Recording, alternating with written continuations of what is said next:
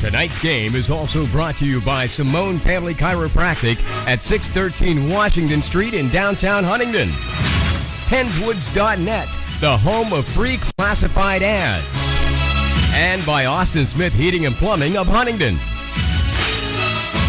And now, with all the action of tonight's Bearcat football game, here's Statman Chad States and Dave Shannon, live on the Air Network and 94.1 FM in Huntingdon. There you have it. Thank you, Greg Banks, for that fine introduction prior to tonight's game. Of course, noting all of our sponsors that we have coming up here in 2017, we want to thank them for being on board. But first, before we get started, we got to talk about something that happened before the game. Chad was here. We were getting our ducks in a row, if you were, before the game. And all of a sudden, Chad disappeared. And I was talking with Greg Banks, and Greg's there, okay, have a good game, Chad. I said, he's not here. I don't know where he went.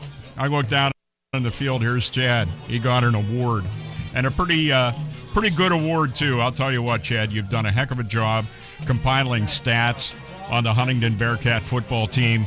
And you did not do any of that so that you would get recognition at a game, but that's what happened. No, and you know, I've been raised in the sports information mold where you do this stuff behind the scenes because it's for everybody else. It's not for you. And you want to make sure that you get the information out there so everybody has it, including what you saw, because I made sure you had everything prior to tonight's game and all that other stuff. So when you work in that realm in public relations, sports information, or whatever, you're usually in the shadows. And that's okay because that's where you're supposed to be. The limelight's supposed to be somewhere else. But it was a great award. I was out there with my two oldest kids, in appreciation of 25 years of my dedication to doing these statistics and then just helping out the program the best I can. It's a great start to the season for me. Obviously, something I didn't expect, but I am very grateful for and very thankful for the Huntington Booster Club for presenting me with this award tonight. And of course, my good friend, former coach Jim Zalzik out there making the announcement made it even all that more special. So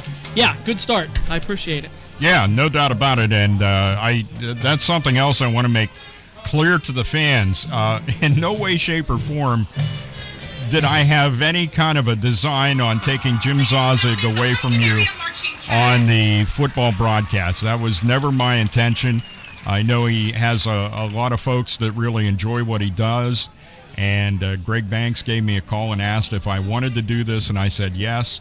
And it was, hopefully I will make you as informed and happy as you were when Jim Zalzik did the games with Chad last year here on the Air Network and 94.1 FM. So once again, want to recognize Jim for the fine work that he did with Chad. And it isn't like Jim's going to fade away into the background. No. Jim never fades away anywhere. Those of us that know him, so no. So at any rate, we have that little bit of housekeeping out of the way here. You're watching your daughter perform right now as the Huntingdon High School Band brings us the national anthem. That's correct.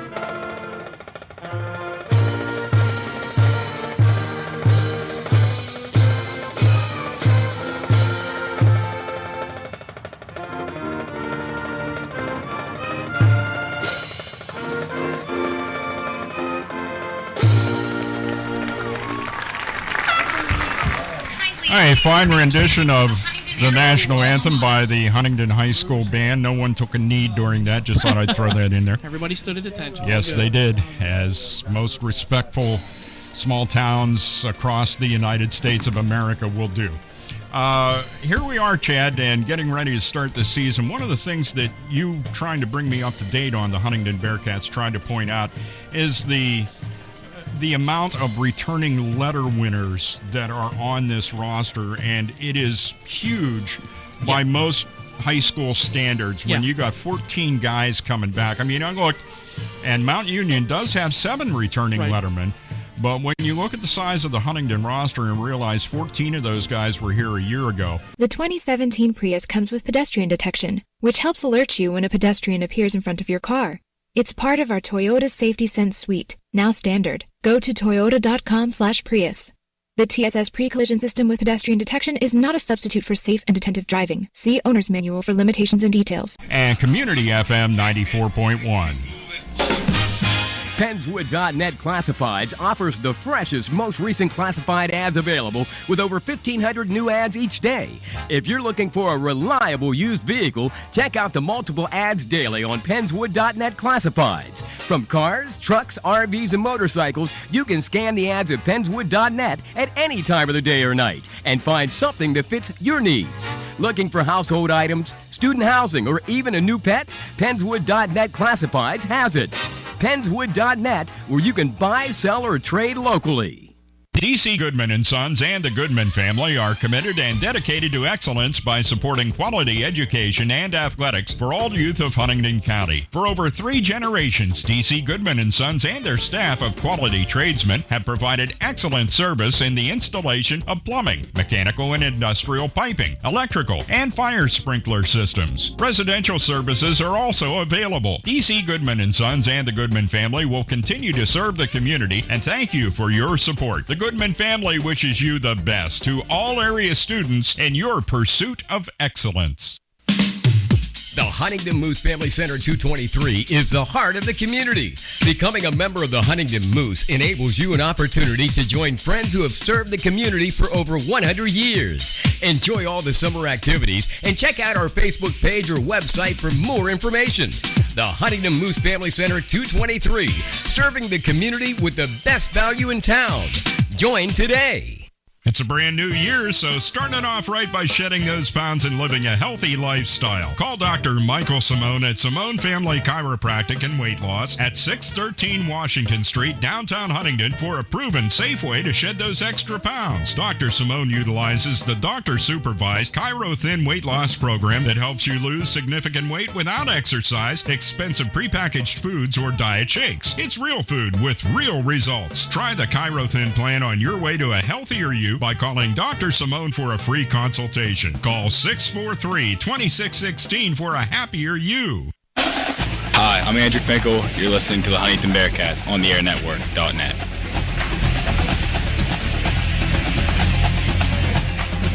Here with the head coach of the Huntingdon Bearcats, Mike Hootie. And Coach Hootie, here it is, another football season getting started. But first, let's take a quick look back at last year, where you ended up with a 500 record, but you had some really nice accomplishments over the course of the season, a number of individual accomplishments, and also getting to the postseason and getting a win there. You know, our league's a meat grinder. There's some tough teams in there, and you know, our schedule's front-loaded with Tyrone and Clearfield and Mount Union and Bellefonte. So, you know, our goal is to get better every week, and that's what we did last year. Yeah, it certainly showed in all of the stats. I didn't get to see your team play last year. It was in a different part of the state, but I'm looking forward to watching them play this year. And I guess I'm going to see a little bit of what you had last year because you have so many of these guys coming back. Yes, sir. I mean, you know, we have a lot of offense and defense in, and part of that reason is because of, you know, the total recall. So, yeah, makes it a lot easier. You're not teaching the guys a whole new playbook. Correct. Yes, sir. One of the things that goes on a lot with coaching these days is working back into the junior high programs and maybe even into the elementary programs as far as the football players go. How far are you working back into the other lower levels of the school? Well, we started implementing a weightlifting program in the junior high. Okay. And, you know, our coaches monitor that, and I believe that's where it all starts. You know, you have team activities in the weight room. Kids get to know each other, and you know, you have a work ethic in the off season, and it's a sport where big fish eat little fish. So, you know, that's where we wanted to start. All right, very good. One of the things that your team is known for is your ability to rush the ball, and of course, rushing the ball means you have a good offensive line out there. Talk about your O-line. Well, they're a work in progress. You know, they're always, you know, as an O-lineman myself, you're always a little behind everyone else. You know, but our mantra is to try to get them to understand that they, all 5 of them, are the most important person on the team. What about the special teams is always a big part of any game, and, you know, a lot of people think that that's just, you know, coach speak and all that. But when you come right down to it, I've seen more than my share of games that were won by good special teams play. We practice special teams every day. So there's a period in our practice, whether it be 10, 15, 20 minutes long, where we're working on special teams. Well, it's a good thing because, as I say, there's been way too many games that I've seen where that's been the turning point in the game. Turnovers are a big part of the game. Talk about the defensive side of the football and the defense maybe being able to force some turnovers. We have a 5-minute turnover circuit in practice, so we work on that too. I mean, obviously, turning the ball over is key. There are 5 things in every football game that make it go the way it goes. Mm-hmm. You know, turnovers are definitely one of those. So. One of the things that can happen early in the season can be penalties that you pick up during the course of the game. Talk about what you do to limit the amount of penalties you have coming into your first full game of the season. Just reps and coaching on the fly is all you can do about that. I mean, they know we tell them the rules, and you know, a lot of penalties occur when people get tired. So yeah, conditioning has a lot to do with that. Yeah, conditioning is the key to the game, no doubt about that, especially when you're in a tight one and you're going into the fourth quarter. There's no doubt about that. Well, it sounds like you got these guys ready to go, and looking forward to seeing the Huntingdon Bearcats this season as you make your way through, as you say, a front-loaded schedule that you have headed your way. Good luck to you tonight. Thank you very much. All right, that's Coach Hootie. Back with more after this on the airnetwork.net. This is Ian Board. You're listening to Bearcat Football on the airnetwork.net.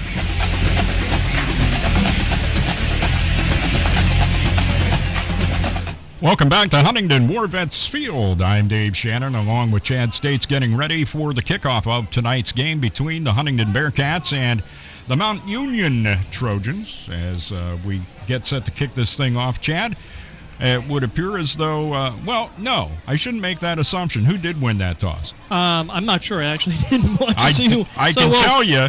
Huntington's kicking off, yes. So we're good to go. And it'll be senior kicker Tim Leitner getting ready to boot the ball for Huntington. And back for the Trojans, we have Ethan Carbaugh, and he is flanked over there by Tavin McMickens. And if you're looking, McMickens is one of those returning lettermen from last year. He's got speed, Dave. He's got speed. So you want to keep the ball out of his hands as much as possible here on this kickoff. And we are underway with the 2017 season. The kick's going to come up short at about the 18-yard line. It's taken by... That was taken by Carbaugh. Carbaugh gets up over the 30 and is brought down eventually at the 35-yard line. So it's Mount Union ball, 1st and 10 from their own 35. First drive of the season for Mount Union. Jonathan Price in on the tackle that time for the Bearcats on special teams. You'll see and hear his name a lot, not only just this evening but throughout the course of the year. Very skilled cornerback and wide receiver as well. So here come the Mount Union Trojans, and at the quarterback position, we have would appear to be Quentin Posey. Posey hands the ball off. Out near the line of scrimmage and maybe leaning forward for about a yard is Dante Martin. Dante Martin, well, we're going to call that no gain where they eventually marked the ball because it's still back there touching the 35-yard line, the line of scrimmage in this drive. 2nd down and 10 from the 35. Mount Union ball just underway here in Huntingdon. Happy that you could join us on the airnetwork.net and 94.1 FM, Community FM in Huntingdon. Posey back to pass, looks downfield, has a lot of time and throws it behind his intended receiver, Zach Vaughn. which almost led to an interception out there, Chad. Yeah, very close to that. And this is something that Mount Union coming into the game has to work on. They don't have returning receivers from last year. Actually, Posey is the leading receiver returning from last year. Now he's moved to the cornerback position. But he's also thrown into the strength of Huntington's team, and that's at secondary out there. And I think we'll see that play out throughout the course of the game. That was one of those over the middle when you were getting into the linebacker territory. Unfortunately, no INT for the Bearcats. Posey back to pass, rolling to his right. Hit once, gets away from that, hit a second time, and brought down by the Bearcats. Landon Fisher. Yeah, that's a sack by Landon Fisher, another one of those seniors that's coming back that's pretty skilled. That's going to be almost a 9-yard loss here, Dave. Let's see where they're going to mark this ball at. It's back to the 25, 10-yard loss. Looks like he's going to set it down at the 26. So that's a 9-yard loss, and a nice play there by the Bearcats. And again, this is a defense that I expected big things out of right off of the bat, and that's exactly what we get to see here. Yeah, good opening series for them. Jonathan Price is deep to receive for the Bearcats. And kicking the ball for the Mount Union Trojans. I can't pick that. I guess that's Doug Gerhardt. Yeah, it's probably Doug. Doug is a member of the Huntington soccer team, too. Okay. Snap hits the ground. Gerhardt picks it up and then just pops one up. It's going to land at about the 38 and roll Huntington's way down to the Mount Union 35-yard line. Let's see where they exactly. Nope, they put it right at the 35-yard line. So what you have is a series that goes nowhere, and on the punt, they might just as well have handed it to the Huntingdon Bearcats. That's exactly right. But it's a good start for Huntington. You know, first series in opponent territory right here, and now we're going to see what this offense has to do. Quarterback is Andrew Hootie. He is flanked in the backfield. And that is Ian Border. Border carries up over the 30 down to about the 26-yard line. It's a gain of 9, and that will bring up a second down and a yard. Nice play. The line, well, they're going to mark him down at about the 27, so we'll give him a gain of 8 on that one. But the line got the space opened up. And he doesn't need much, Dave. He's got big shoulders. He's got strong legs. I mean, this kid is a brute, so he only needs a little sliver of daylight to be able to get through there. And even if there's somebody in her way, he can take care of that person, too. 6 foot 210 senior for the Bearcats. Snap to Hootie. Hands off. There goes Border. First down and more. Down to the 20, the 15. He'll be knocked out of bounds at about the 13-yard line. And that would be a gain of 14 if that's where that stands.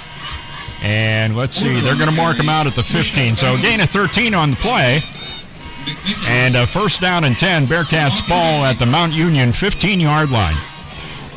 Trojans moving from left to right as we get this first quarter underway. Bearcats dressed in all navy blue with red and white trim, numbers in white on the back trimmed in red. And the Trojans are dressed in white tops, gold pants with blue highlights and blue numbers. Here's the handoff going to Jonathan Price. Price turns the corner. 5. Touchdown. Jonathan Price. From 15 yards out. They run the sweep. And it goes around the right side of the line, and Price is able to get in for the first Huntingdon score of the night. Bearcats lead it by a score of 6-0. Dave, that's that question you asked me about the other night. Jet sweep. Does Huntington run the jet sweep? And I said, yes, Jonathan Price ran that for about 111 yards last year, and you just saw a fine example of that out here right now. Tell you what, it's a play that's been adopted by more and more teams. Bearcats, are they going to go? Nope, I thought maybe they were just trying to mess with the Trojans. As in to kick, it is Tim Leitner out of the hold by Jarris Warner. Warner keeps the ball.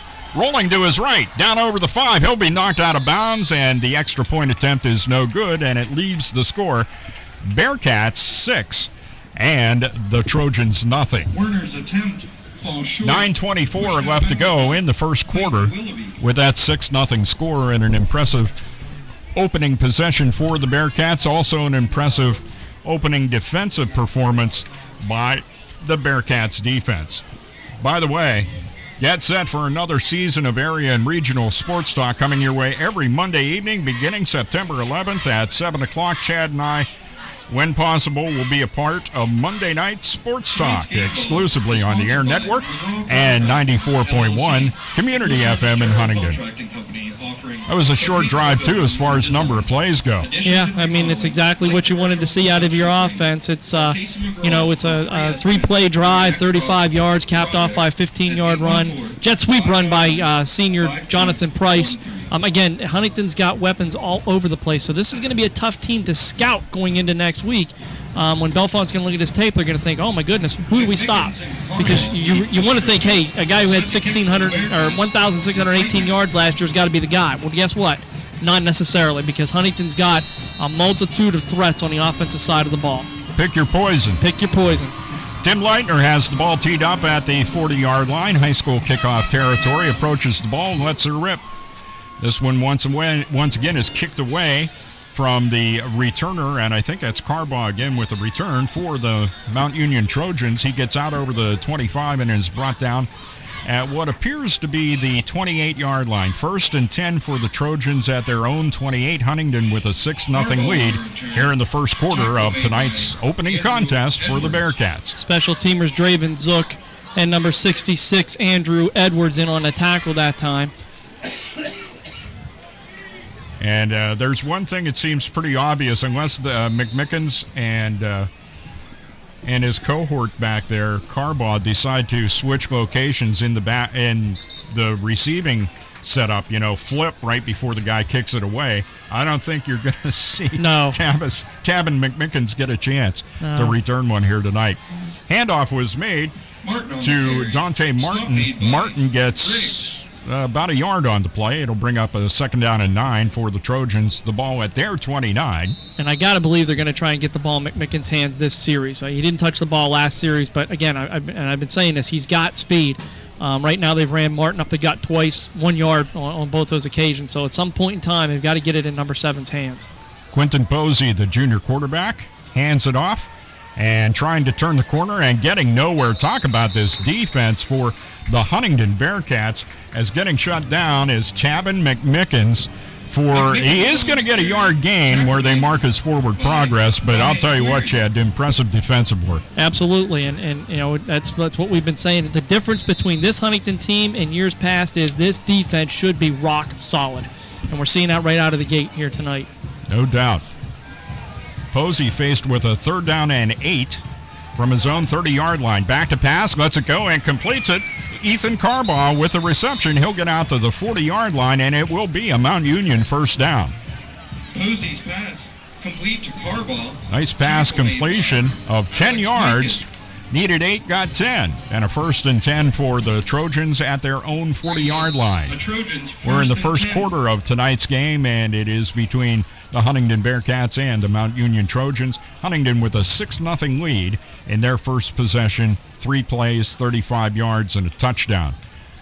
This is the first time that Mount Union has managed to hold on to the ball. Last time it was 3 and out. The handoff goes once again to Dante Martin. Martin gets out over the 40 and out to about the 43-yard line. Gain of 3. It'll bring up a 2nd down and 7. And that time he was met by Fisher and Border, 2 linebackers, 2 senior linebackers that just filled that gap real quick to make the stop. 2nd down, and, well, let's go ahead and make that. I'm trying to look at where the down marker is over there. It's a guessing game. I usually just try to base it off of the yards that are ahead of it. So I call it the 43. Yep, let's go with 7. 2nd and 7. Need to get to midfield. Quarterback back to pass, and he completes it. Dakota Baker with the reception for the Mount Union Trojans across midfield and into Huntingdon territory down to the 47-yard line. Posey's pass complete to Baker. Tackle so that ends up being a 10-yard gain. Pickup, yep. And now it's 1st and 10 for the Trojans with the ball at the Bearcats 47. And this is something the Mount Union had to do tonight, was do something different than run the football. They're showing that tonight that they're, it's Posey's 3rd pass, 2nd completion of the evening, and for them to win this ball game, they have to do this tonight. Was Posey the starter at QB last year? No, he was a receiver last year. He was a receiver, so he's just getting into it a little bit. Handoff this time to Tabin McMickens, and McMickens might gain a yard down to about the let's call that the 46-yard line. Nope. No gain. No gain. I keep watching this guy who's doing the side judging here on this side. Doesn't always agree. It does not. One thing I always learned is wait till they spot the ball. Doing statistics for 25 years, I wait till they put that ball down or get that in the ref's hands before I make the call. So yeah, do not trust your side judges. No. No gain on that one. 2nd down and 10. Quentin Posey with the snap is going to run it. He's over the 45 and will be brought down at about the 41-yard line by a host of Huntingdon tacklers, which included Isaiah Reed amongst the guys there. Yeah, Isaiah is just a sophomore, a newcomer to this defense, but very tough, very strong, comes from a great pedigree. His dad holds a single-season record for tackles in a year back whenever we were seniors, all the way back in the 1990 football season. So Isaiah brings a lot to this defense even as a sophomore this year. 6-yard gain by quarterback Quentin Posey to make it a 3rd down and 4. Big play for the Huntingdon defense here.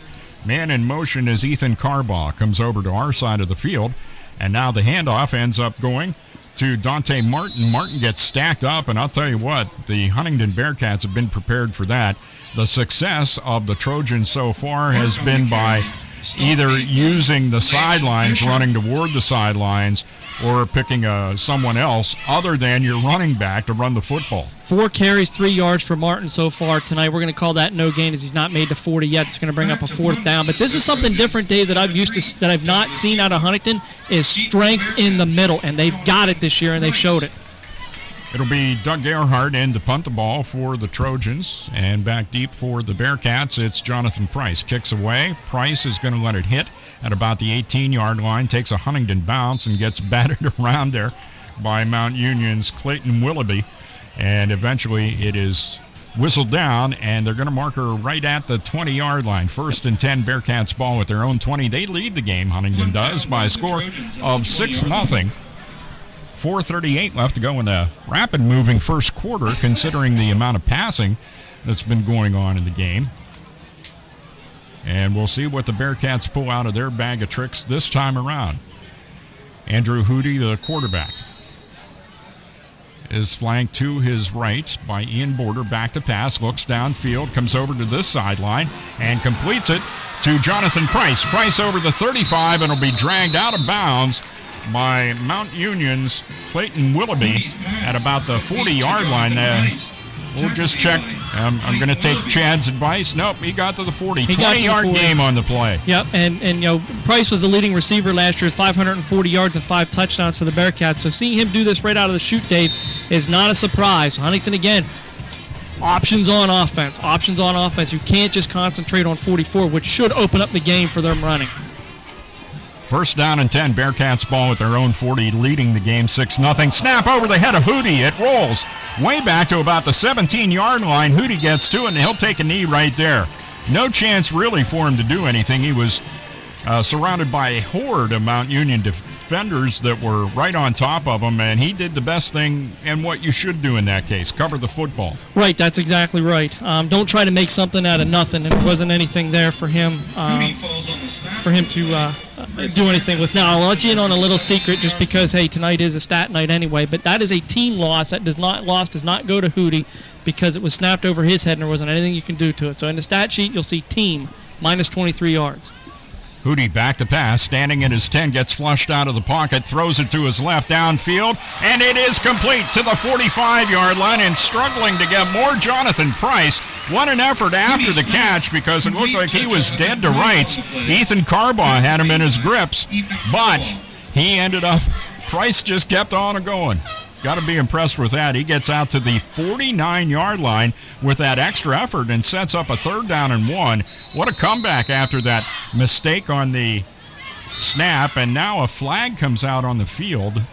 Is that a flag being thrown against the Bearcats we'll see. About the sideline?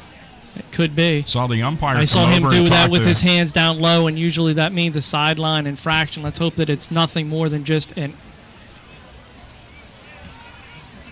sideline warning. So, yes, it's just a warning, just a sideline warning. You don't want to get another one because then it'll result in a penalty.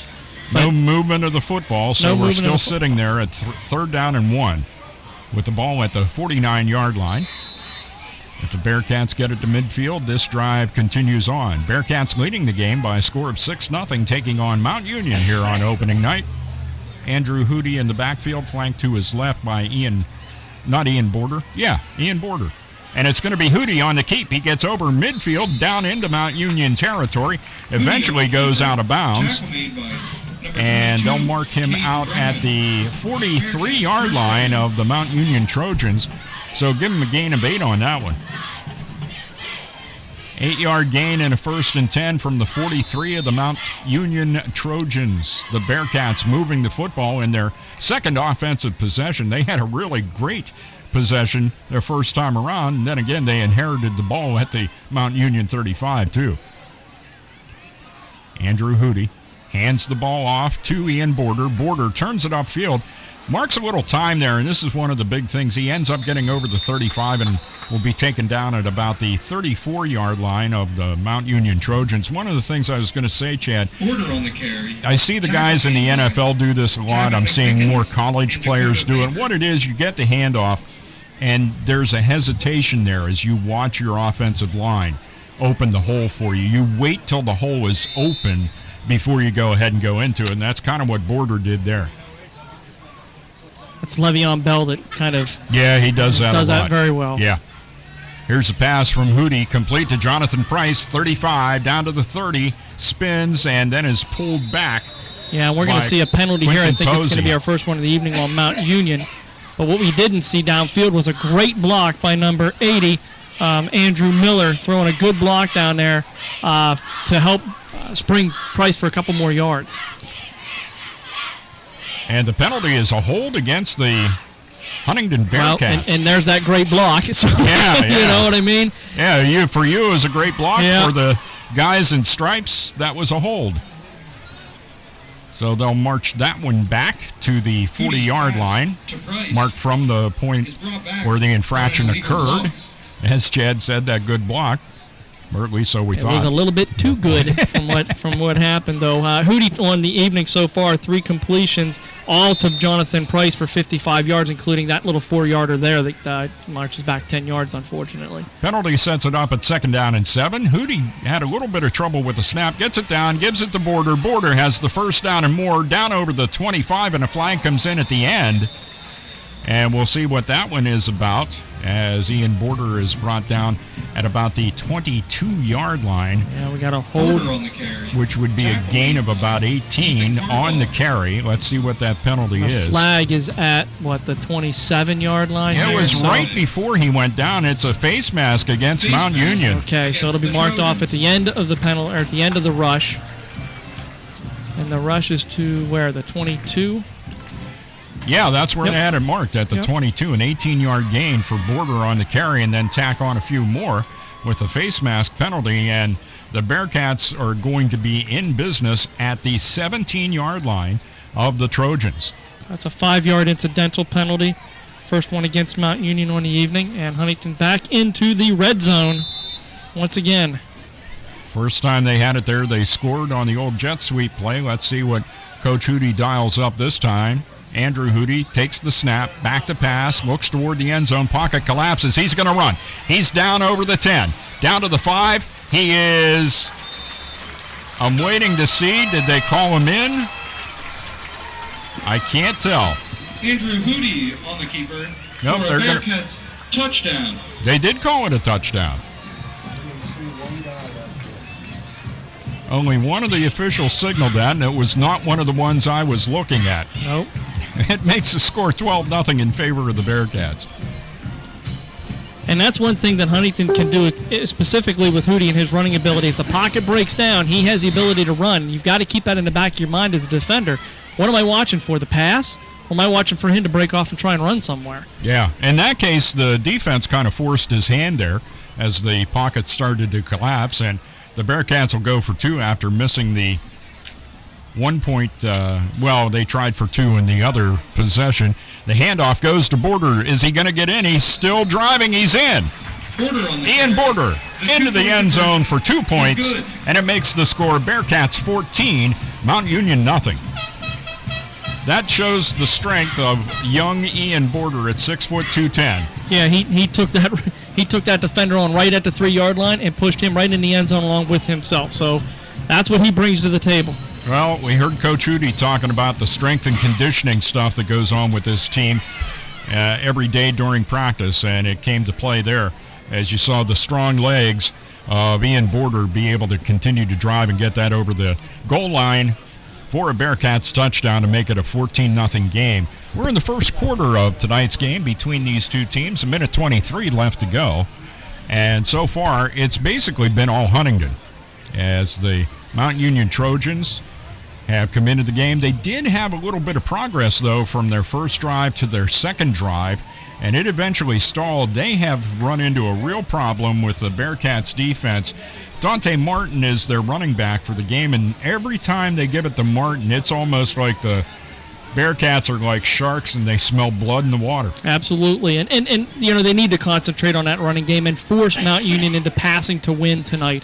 I think that's really the best setup for Huntington to be able to put Mount Union away early is to shut down that running game early.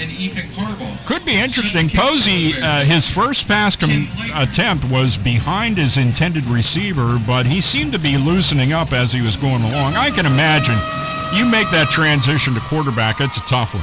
Oh, absolutely. Kickoff is handled by Ethan Carbaugh. Carbaugh will get out over the 35 and eventually mark down at about the 39-yard line. We'll check to be sure where they spot that. 38 make it.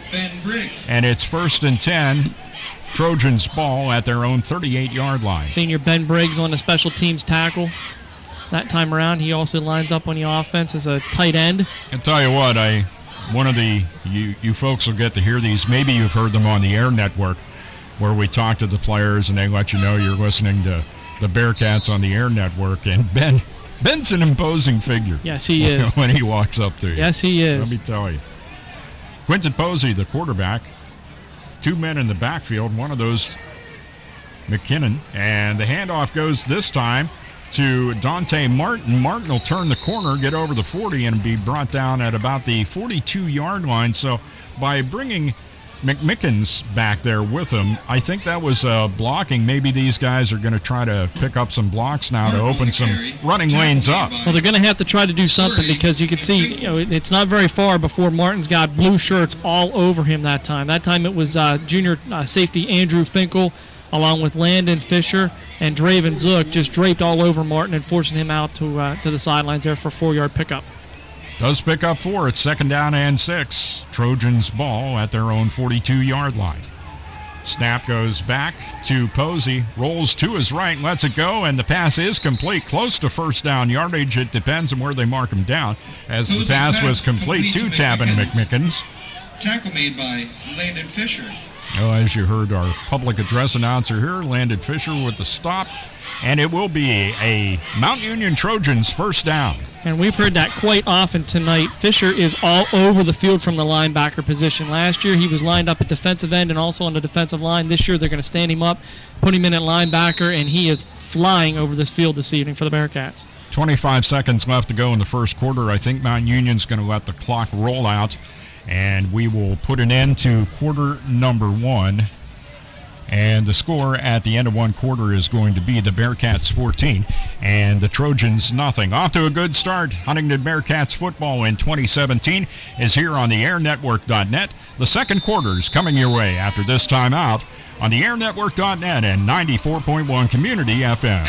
DC Goodman & Sons and the Goodman family are committed and dedicated to excellence by supporting quality education and athletics for all youth of Huntingdon County. For over 3 generations, DC Goodman & Sons and their staff of quality tradesmen have provided excellent service in the installation of plumbing, mechanical and industrial piping, electrical, and fire sprinkler systems. Residential services are also available. DC Goodman & Sons and the Goodman family will continue to serve the community, and thank you for your support. The Goodman family wishes you the best to all area students in your pursuit of excellence. The Huntingdon Moose Family Center 223 is the heart of the community.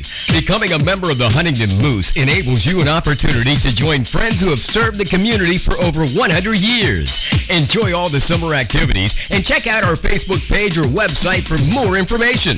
The Huntingdon Moose Family Center 223, serving the community with the best value in town.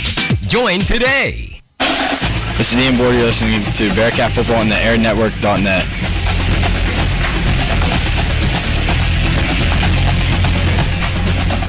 And thank you, Ian. We are back for quarter number 2 of tonight's game between the Huntingdon Bearcats and the Mount Union Trojans. A dominant first quarter for the Bearcats, both offensively and defensively, Chad. Yeah, Huntingdon gaining 80 yards in total offense in that first quarter along with those 2 scores. So kind of what we expected. Here's a fumble as quarterback Posey tried to hand off, and then a scramble for it. It's picked up by the Bearcats' Ben Briggs. Briggs down to the 5, dives for the corner of the end zone. They say his foot went out at about the 3-yard line. Fumble picked up by Ben Briggs on the play. So Ben Briggs, after this thing rolled around for a while, there is a flag, and that would have to be on what happened as far as picking up the fumble goes. Nothing prior to that, I do not believe. Snap went back. Posey tried to hand off and then pulled it back in, and then the ball was knocked loose. Don't know who caused the fumble. And initially, Posey was down on the ground with one of the Huntingdon defenders. And I think the way the Huntingdon team, well, I don't know. They're just kind of waiting out there. I was going to say it looks like maybe they're figuring that's going to get called back, that the fumble recovery might get called back. And they may call that a hold on the Bearcats. We'll see what we get here. It's going to be about an 18-yard loss for Posey on the play because of the fumble. Yeah, the line of scrimmage at the 48-yard line, and this will not make the Bearcats fans happy.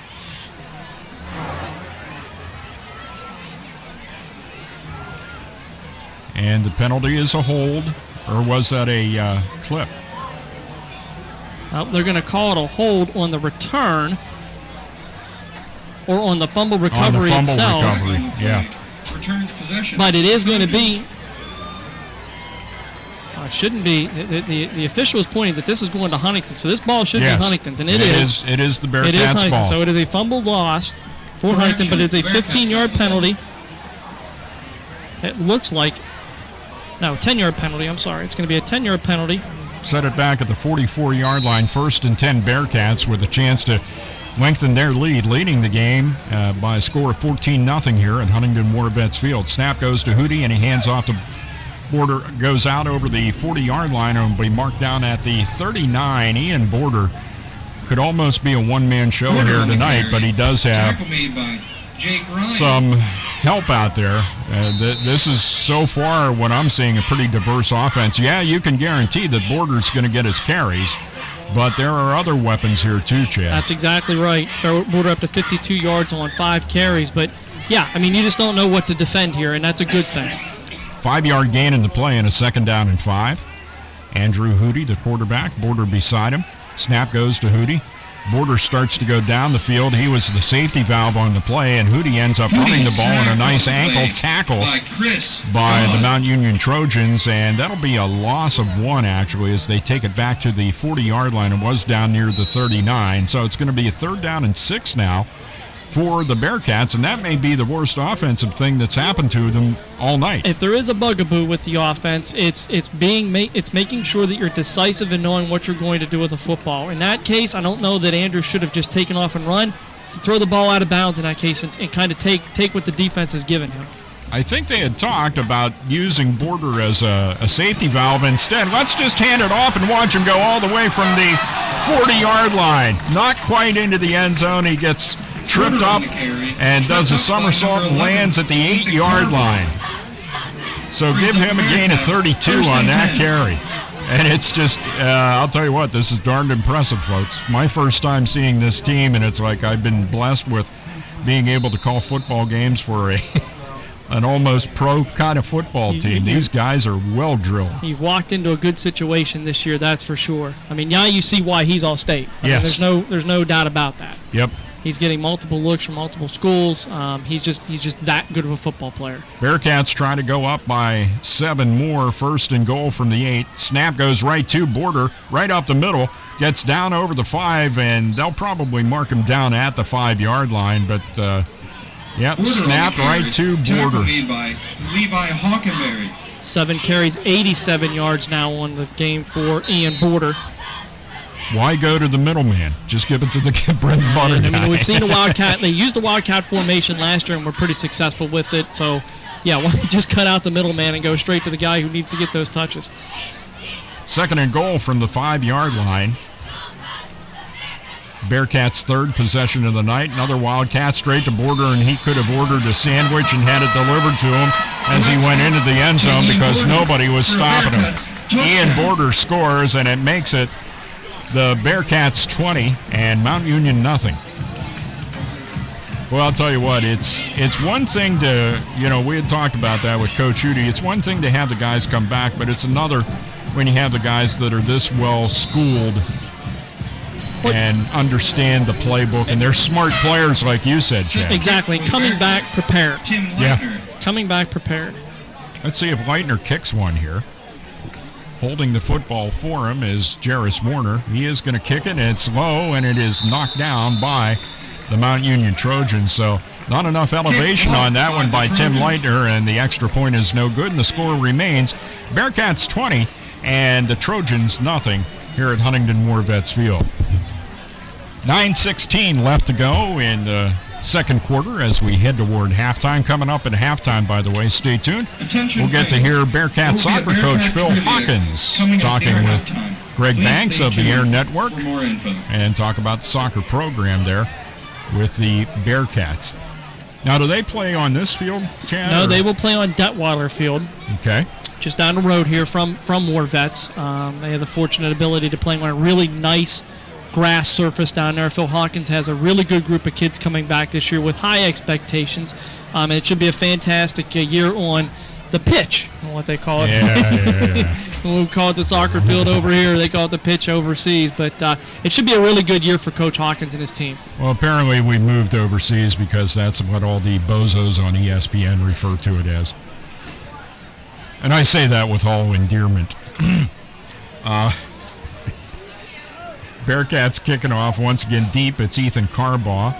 And out there with him is Dante Martin this time around. Yeah, I don't know where Mickens is not to be seen on the field at this point as far as the playing field. Not that it was going in his direction anyway, which is smart, but yeah, so Mickens is standing over there by the coach. Yeah, for the second year in a row, Mount Union finding themselves in a deep hole. Last year was 29-0 at the half, and so far this year we've got a 20-0 score in favor of Huntingdon. Leitner approaches the football at the 40, and there it goes. It's going to be fielded by Dante, and he will take the ball up over the 30. Fielded it at about the 25, 26-yard line, gets out over the 30 to, let's say, the 32-yard line. Yep. Dante Martin with the return this time. Junior Ryan Corey and junior Andrew Edwards in on the tackle that time on special teams for the Bearcats. 1st and 10, and they're going to make an adjustment with the sticks over there. I don't know if that's quite to the 33 yet or not. There are no hash marks on the field here. So it's usually a judgment call. Yeah. And what I will end up doing is usually deferring to the scoreboard, as you'll see me look up a little bit, and he's going to call it the 32, so do I. Okay. I'll usually run that route. 1st and 10 in a big series here for the Trojans. They need to establish some sort of offensive presence, and they're not going to do it that time on the handoff to Davin McMickens. Lance Brown, Landon Fisher, Draven Zook, and Isaiah Reed all over the place there. McMickens no place to run, including Alex Mike. And so, and a lot of those names, Dave, you've heard from baseball, but McMickens no place to run. Looks like he's going to lose a yard on that. And this is what Huntingdon was gearing up for. Stop the run, make them throw, and see what we can get. Right now, Mount Union has minus 14 yards of rushing. So Quentin Posey has trouble with a snap, shotgun snap back to him. He had a couple of guys flanking him in the backfield, and it hit right off his hand, fell right at his feet. Fortunate for him, all he had to do was fall on the football, but it's another loss taking it back from the 31 to about the 28-yard line. So another loss of about 3 yards that time to set up a 3rd down and 14 for the Mount Union Trojans. And a 3rd long situation is something this team can't be in. Posey completes the pass to Ethan Carbaugh. Carbaugh gets 1st down yardage out over the 40 and over the 45. Brought down at about the 47. 1st and 10, Trojans football. At that point, their own 47-yard line. And I'll tell you what, I would continue to let Posey throw the football at this point, Chad. I mean, yeah, you're running the risk that maybe there's going to be an interception. You know what kind of a defense this is, but they have been most successful when he is completing those passes, so let him keep throwing and get a rhythm. Posey's back to pass again, has the time, throws behind his intended receiver, as we saw in a previous drive. Actually, the first possession, he tried to get one to Zach Vaughn, and he threw it behind him. Apparently, Zach's a little too fast for Quentin. Quentin keeps looking and thinking he's going to complete that, and he's been behind Vaughn now on a couple of occasions. And I think as you see the season wear on, that those will become completions for Mount Union down as they get their timing put in. Yeah, one thing that's nice about Posey, he is 6'2", 210, so you got a durable guy there, and the kind of guy that you like that has the height that can see over his offensive line to look downfield. Snap to Posey and a handoff this time. And I don't know if that was Martin or not. Let's see whenever he comes up. No, it's number 36. That's a new running back for them. Clayton Willoughby carries the ball for the Trojans that time around, and he carries it for a loss of 1. Willoughby on the carry. Back to the 46-yard line of scrimmage at the 47. So you had the incomplete pass and the loss of the yard. So 3rd down and 11. Let's see. Obviously, they'll be dialing up a pass play here and staying in the backfield. It is Willoughby. Oh, Bearcats jump the snap. And that's an understatement. Alex Mikett not only jumped the snap, he ran through it all the way to the Mount Union backfield. So, if you're going to get caught good. And that's what he did. Yeah, Huntington's 3rd penalty for 25 yards on the evening, and it'll make it a little bit easier for Mount Union here as 5 yards are tacked on to the end of that, moving the ball across midfield, setting up a 3rd and about 5. I'm going to say 6. I'm going to go with 3rd and 6. 49-yard line of the Huntingdon Bearcats is where the football is, and the snap goes back to Posey. He's going to go to Willoughby. Willoughby tries to get around the right side, and what pursuit that time by the Bearcats' Landon Fisher. That is a great open field tackle by Landon Fisher. Absolutely, from an outside linebacker position to come up and make that stop for a 1-yard gain, it looks like, Dave, on that. Outstanding play by Landon Fisher. Huntington's really getting great play out of their linebackers tonight. And a 4th down, and Doug Gerhardt in to punt again for the Mount Union Trojans, as both the Bearcats offense and defense clicking in tonight's football game. Snap goes back. Gerhardt gets hit after he kicks it, and it is fielded, a fair catch made by Jonathan Price. And fair catch made by Jonathan Price. If you saw some people, actually he got hit by Wegler. Gerhardt got hit by Weglar's butt. There was a Mount Union defender, or an offensive guy right there that kind of pushed him into the punter. So you saw the referee come right white hat. He pointed that out right away and said, no, nothing here. Nothing to see here, guys. All right, 20, what are we going to call that one, 28? 1st and 10 at the Bearcats' 28-yard line. 6:02 left to go in the second quarter, and a 20-0 Huntingdon lead. Let's make that to 27, I think, Dave, and we'll go from there. It's close. On these fields without hash marks, it's... Yeah, tough to tell. Handoff once again to Ian Border. Border not quite so lucky that time and did not have quite the lane that he had in previous carries. Tucker Helfrich. He's brought down by Tucker Helfrich of the Mount Union Trojans as he gets over the 30 and out to the 31-yard line. So even though it wasn't clear sailing for him, still positive on the yard chart. Yep, pick up a 4. Is he in 96 yards so far here? And we're just in the first half. Yep. 20-0 Bearcats lead. Opening night at Huntingdon War Vets Field. Andrew Hoody's going to keep it and roll to his right. He's going to keep the ball. He's out over the 30, out over the 35. He has 1st down yardage as he is eventually Andrew brought Moody down on the over quarterback on the keeper, far side. Brought down by Dakota Baker, the 5'11 senior wide receiver and defensive back for the Mount Union Trojans, brings him down, but not after, as I say, first down yardage. Bearcats ball 1st and 10 at the, I guess we'll go with 39-yard line. I'm just going by the sticks over on the far side. It's above the 38. It's about the 38-yard line here. Hootie in the backfield, and that one is handed off, and it's Owen Lane with the football, turns to the left corner this time, gets over midfield and into Mount Union territory. It's good for another Bearcats first down. Owen, new to the program this year, but a very fine athlete, a great baseball player. And his first carry of his career here for the Bearcats. Oh, he gets high marks on my book. He's a baseball player. He is a good baseball player. He's going to pick up 12 yards on a first down for the Bearcats. They mark him right at midfield. Bearcats with their 4th possession of the night offensively, and the previous 3 all led to touchdowns. 20-0 Bearcats with the lead. Andrew Hootie back to pass, lets it go. Pass is complete. Jonathan Price gets down over the 35-yard line thanks to some elevation. The tackle by Ethan Carbaugh on Jonathan Price.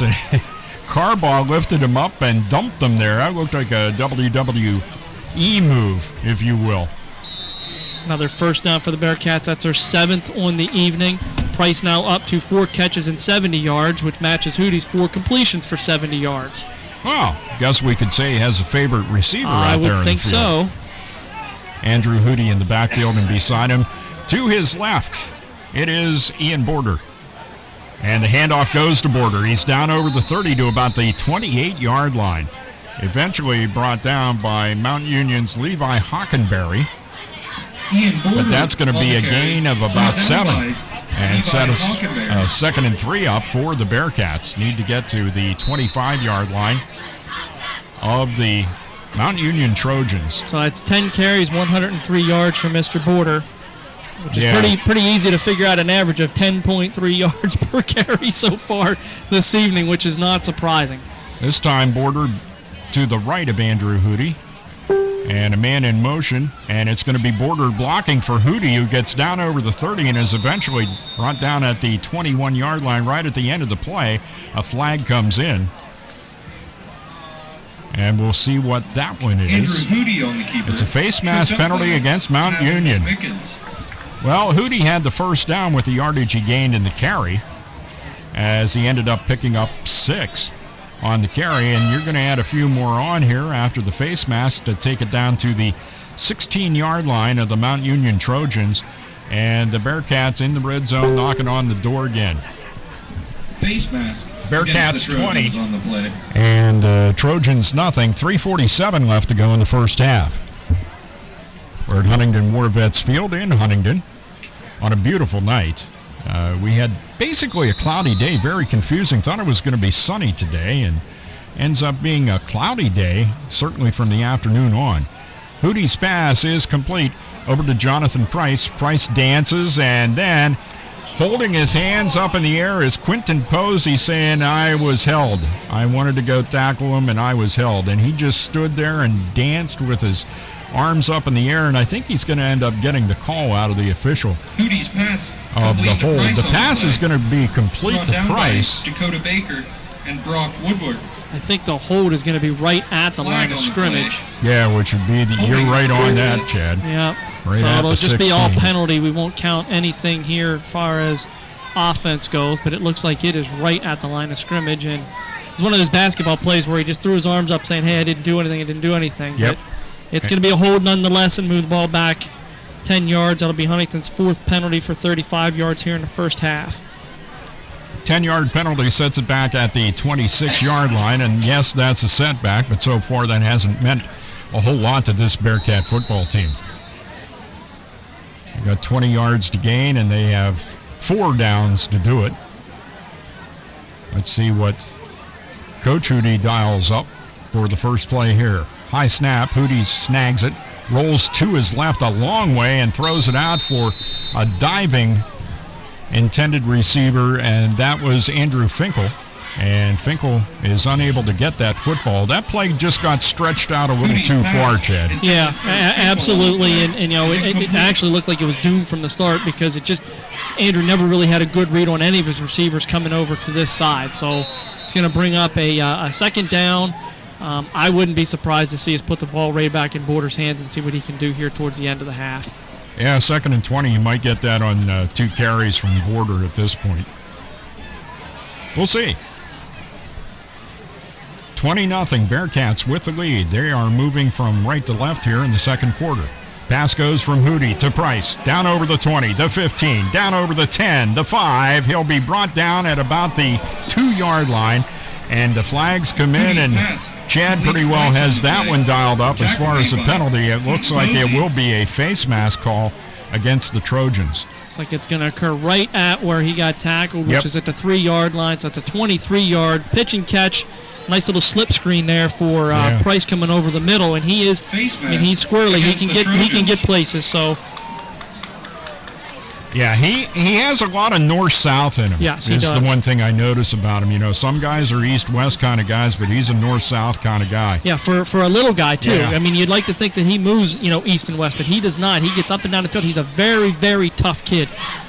And he reads, and he's good at faking guys out yes, too. He I is. noticed that. All right, 1st and goal. Bearcats ball at about the 2 of the Trojans. Andrew Hootie, the quarterback, takes the snap, hands off the Border, and he can walk in, have a sandwich, and he can have a side of mashed and gravy with that too. For a Bearcats touchdown. Into the end zone, it is Ian Border. What a player! I'll tell you what, this is something to watch. As the Bearcats make it a 26-0 game here in the second quarter. Down to 2:56 left to go in the first half. But they continue to impress here as they have had the ball offensively 4 times, and they have 4 touchdowns to their credit. They'll go for 2 here after the missed 1-point conversion. Leitner could not get it elevated enough. Handoff to Border. Well, you hate to say this in a high school football game, Chad, but it's really almost automatic. Oh my, yeah. He is. He's as automatic for 4 or 5 yards as you're going to find in the area. Maybe just as good as anybody in the state whenever it comes to that. If you've got a 3rd and short, you've got a 4th and short, it's pretty nice to have a guy that size and that capable in your backfield that you've got confidence that 9.9 times out of 10 you're going to get that 1 yard. And that time he gets in and makes the score Bearcats 28 and Mount Union nothing. And thanks to our Bearcat broadcast boosters, including the Huntingdon Moose Family Center 223, DC Goodman and Sons and the Goodman family, Simone Family Chiropractic, Penswoods.net, and Austin Smith Heating and Plumbing. Attention, ladies and gentlemen. They are the ones bringing you Bearcat football on the Air Network and Community FM 94.1 in Huntingdon. Happy to have you aboard for the broadcast this year. If you don't know, I'm Dave Shannon, and the guy beside me is Chad States. Chad, and if they don't know, they'll definitely know now. Anyway.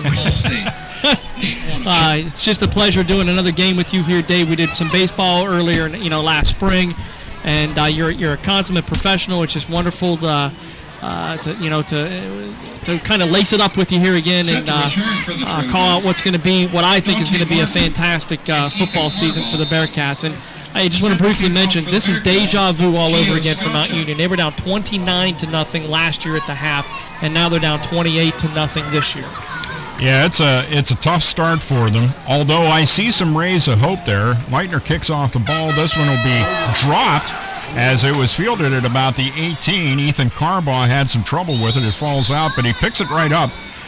One thing I will say that in a couple of cases here tonight, this field has been really true with its bounces, Chad. I mean, you've had bad snaps that went down and popped right back up. In that case, you had Carbaugh with the ball slipping through his hands, bounced down, straight back up, and he was able to get some forward yardage out of it. To say that it has been well watered would be an underestimation, and that is nothing to do with the grounds crew and everything to do with the big guy up above. Yeah, so. Mother Nature has been taking care of a lot of grass, much to my chagrin, over the course of the summer.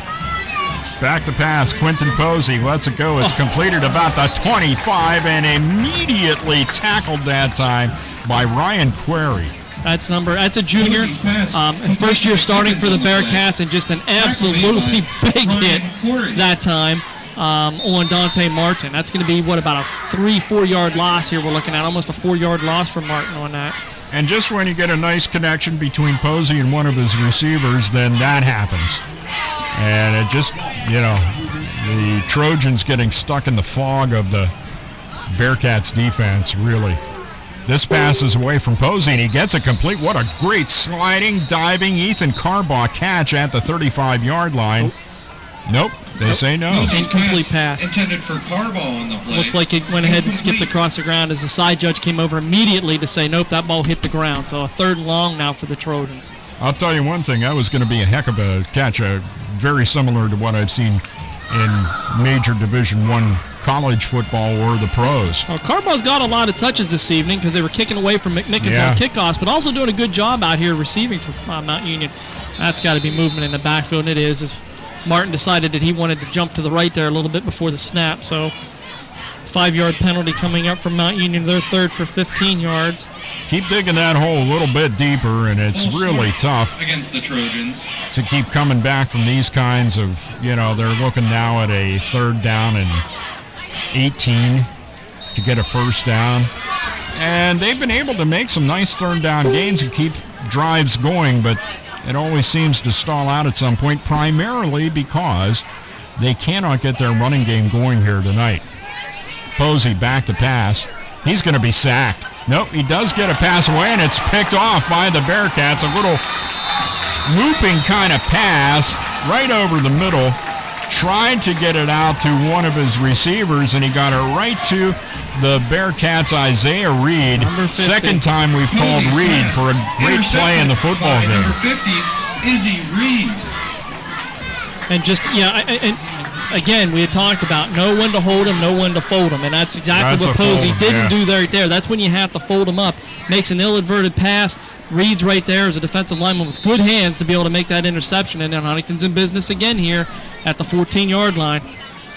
1st down and 10 at the Trojans' 14. Bearcats trying to add to a 28-0 lead. Andrew Hootie back to pass, lofts it toward the end zone. Price is back behind the defender, and he came down with 1 foot out. His right foot ended up out of bounds on the near sideline, with the Bearcats moving from right to left here in the 2nd quarter. And it's incomplete, but I'll tell you what a pass by Hootie, and Jonathan was getting a beat on that, and he was concentrated on making the catch rather than worrying. That's one where you have to split your concentration, Chad. Where am I for the sideline, and where is the football? And that's pretty tough to do for a receiver at this level. There's no doubt about that. Brings up 2nd down and goal, 2nd and 10. And this time, Hootie's pass is deflected. Yeah, we had what looked like a little bit of hold on Border's jersey. They didn't call at that point in time. As Martin grabbed a hold of him, but if the ball's tipped, it doesn't matter about the hold. So as long as you're seeing that ball tipped, that hold wouldn't mean anything. At that point in time, you can knock that receiver off his cleats, and it doesn't matter.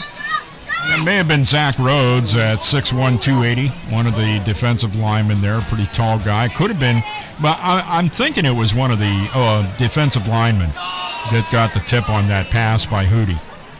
Pass incompletion brings up 3rd and 10. Bearcats need to get down to the 5. Hootie rolls to his right, throws into the end zone, and Price has another Bearcats touchdown. Jonathan Price, kind of wide open out there in the right corner of the Mount Union end zone to make it a 34-0 Bearcats lead with 1:35 left to go here in the 1st half. Decisive football game so far for the Bearcats. Absolutely. Again, Price broke the single game receiving record last year with 146. He's got 107 so far in this game. He's breaking that tonight, depending on where Coach Hootie decides to go in the 2nd half. Exactly right. We're looking at some other stuff that might fall this evening. 34-0. Bearcats trying to make it 36, and it's going to be Andrew Hootie into the end zone for the 2-point conversion And the Bearcats now lead the game over Mount Union by a score of 36-0. 2-point conversion. Well, you talk about if you had any doubts about the Bearcats football team, those should be pretty well dashed after watching, really, Chad, after watching just one quarter of the team, but now a full half of this team. Right. If you had any doubts, just wipe them from your mind. And it's kind of, Dave, we talked about this and we kind of expected it, that this Huntington offense would roll. Again, Coach Udi knew that he could implement stuff earlier this year, knowing what he had coming back, and that's exactly what he's been able to do. As you see a team, a young Mount Union team that's a little bit behind the curve, and a experienced Huntington team that knew exactly what they were doing from day one. You can pick up your winnings. So every time the offense of Coach Udi has touched the football, they put it in the end zone. And the only problem that there has been with the offense was there was only one-point conversion attempt, and Tim Leitner just did not get the ball elevated. And when that happens, and that was, I think, after the third touchdown, Chad, that they tried That's right. The one-point conversion, and Leitner just got no elevation on the football. And when you come to that point, the head coach is probably going to go for two every time until you can prove to him that you're able to get that up and over the crossbar. So another kickoff for the Bearcats, and it looks as though Giovanni Scatia with the kickoff. And it is fielded at the 20, out over the 30, 35, 40. Carbaugh on his way, 45, 40, knocked out of bounds. And a touchdown saving tackle by Drew Weglars. Right on the Huntingdon sideline. Is that Giovanni? That is Giovanni Scatia. That is correct. So Giovanni Scatia taking over the kicking duties. I don't know. Perhaps Tim Leitner having a problem. They said that it was a tight race in camp, from what I understood.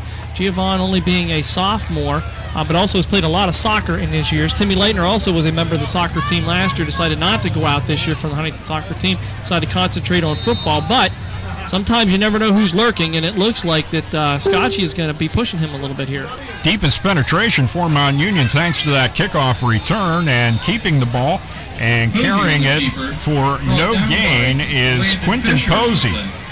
And this is the one thing that, you would think their most successful plays, you talk about a team that needs to complete some passes to set up the run. Right now, that's Mount Union.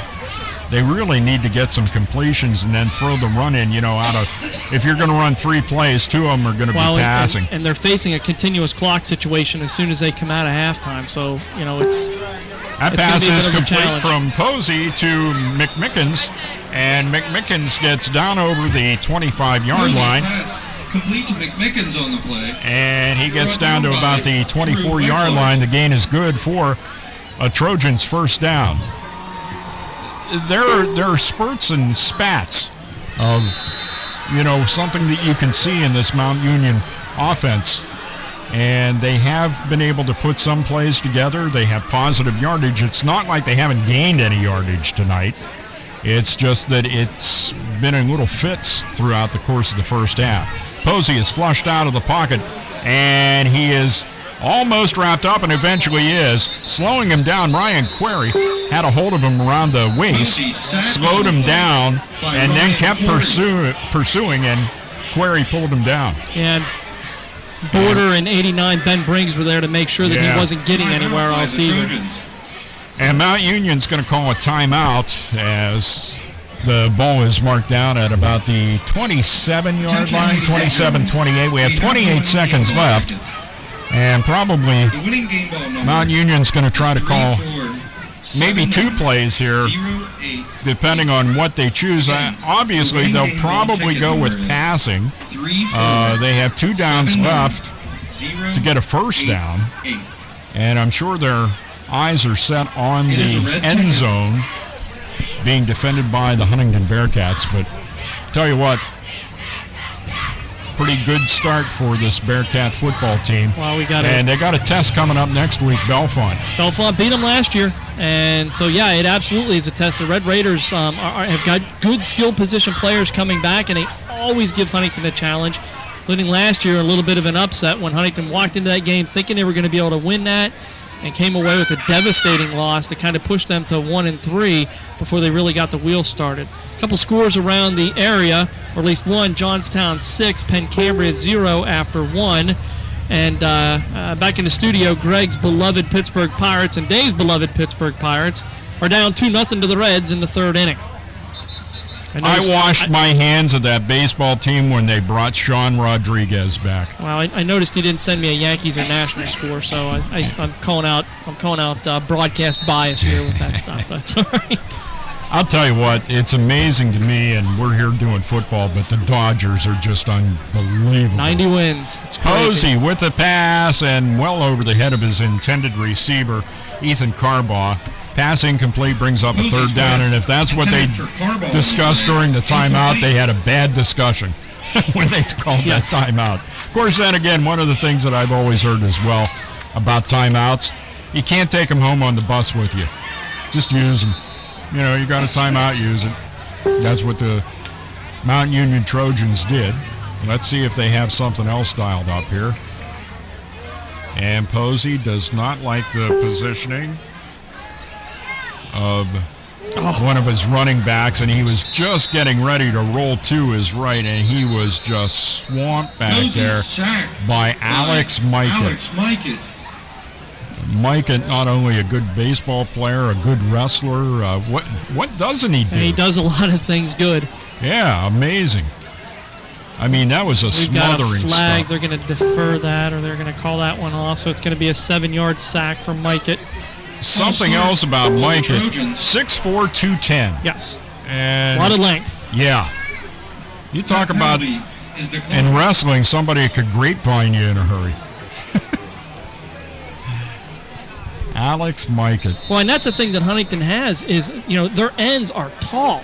I mean, we're looking at Landon Fisher out there. Let's go ahead and pull up what his dimensions are here. Landon Fisher, 6'30", 230. Ben Briggs, as an end, will go 6'3", 200 pounds. Alex Mikett is going 6'4", 210 pounds. So there's a lot of height out there. That presents a big challenge for a team to throw over. Yep. Well, the Mount Union Trojans take the snap, and did they take a knee? The clock ran out, but wait. Not just yet. Don't head to the locker rooms yet. The referee blew his whistle. It was something about, was it a timeout called by the Bearcats with 1 second left? Let's see what the white hat will show us here. We're about to head to halftime here one way or to other. As it has been said, it is a 36-0 Bearcats lead. There is 1 second showing on the scoreboard clock. And the referees get together and, well, let's see what the end use of that timeout will be. As if it were me and I'm the Trojans, take the snap, take a knee. You didn't take a knee during the national anthem, but now would be a good time to take one. Just saying. Meanwhile, Chad's working on totaling up the first half stats. I'm rolling, and I'll be honest with you, if they take a knee here, I don't count that as an offensive play in high school football because I don't like to not reward a kid or give a negative play to a kid on a play that he can't control himself. Now, others might take a different offense because it ends up becoming about a 2 or 3 yard loss. Mm-hmm. I don't like to do that because that's out of his control. He can't do anything about it. So, I mean, I count it as it's basically a play. No rushing yards is what I'll end up giving for whoever ends up taking it. We'll see what they're lining up a little bit differently here. So yeah, I formation out there. And Posey is going to pass. Steps back a couple, lets her rip toward the end zone, and it's incomplete. The pass intended for Tabin McMickens, and that will bring the first half to a close. We have one half in the books on opening night of high school football. And the score, Bearcats 36, Mount Union nothing. We're going to continue on here at halftime as we talk to Bearcats soccer head coach Phil Hawkins, and we'll do that right after this timeout. You are listening to the Huntingdon Bearcats on the airnetwork.net and Community FM 94.1 in Huntingdon. Call Austin Smith Heating and Plumbing for affordable heating, plumbing, and drain cleaning services in Huntingdon. Count on 12 years of ensured excellent service when it comes to heating, plumbing, ventilation, and drain cleaning. Call Austin Smith Heating and Plumbing, available evenings and weekends at an affordable rate. Call 814-506-5128. That's 506-5128 for Austin Smith Heating and Plumbing in Huntingdon. The Huntingdon Moose Family Center 223 is the heart of the community.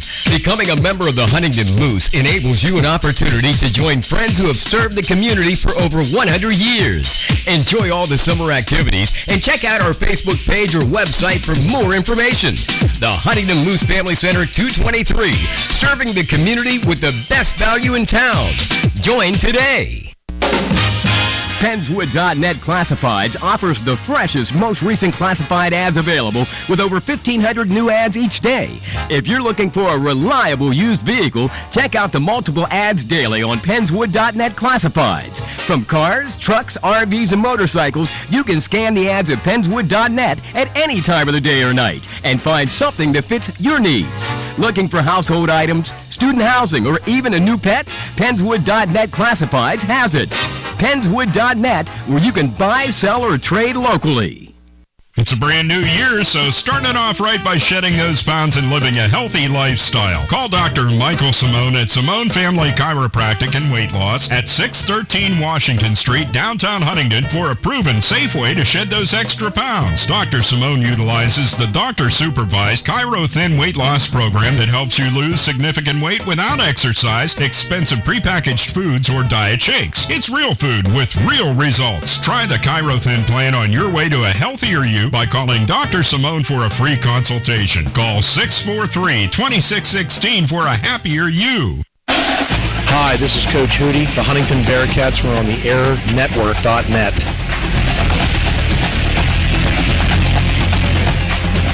On the phone with me, we've got the high school soccer coach from Huntingdon, Phil Hawken, who has been with the Bearcats for a while. Coach, how you doing?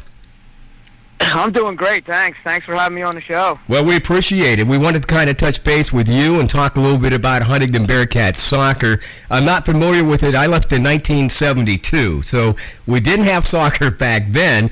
But over the last maybe 40 years or so, soccer has really come on as a high school sport. Tell us a little bit about your tenure, how many years you've been with the Bearcats, and tell us a little bit about the upcoming season and some of the players that you've got in the fold. Sure, yeah, I'd be happy to. I started back in 2012, so this is going to be my sixth season coming in. Mm-hmm. It's been a heck of a ride. We've had some really good, talented teams and a lot of talented individuals. The local community center program has fed into that program really well, and our local Huntingdon Soccer Club, which is a competitive travel team in the spring, that certainly helped out both the boys and the girls with players. Mm-hmm. It's been a fun ride. I've been coaching in Huntingdon in some aspect, the youth program or the club program, since I moved here in 1992. So it's been a pretty long ride. It's been fun, and we have a big group of players this year. We have 36 players. Wow. And 13 of those are seniors, so that's unusual, highly unusual. Yeah. We only graduated 3 seniors, and that's pretty low, but the numbers are really increasing. Our junior high program has certainly helped out. That's in its second year. Right. And that went from 14 or 15 players last year to well into the 20s this year. So. Interest is definitely there. Athletes are definitely there, and it's been fun to watch. We're talking with high school soccer coach Phil Hawkins of the Huntingdon Bearcats, who's telling us a little bit about the Bearcat soccer team. You talked about that feeder program, Coach, and that's very important as these kids are coming up.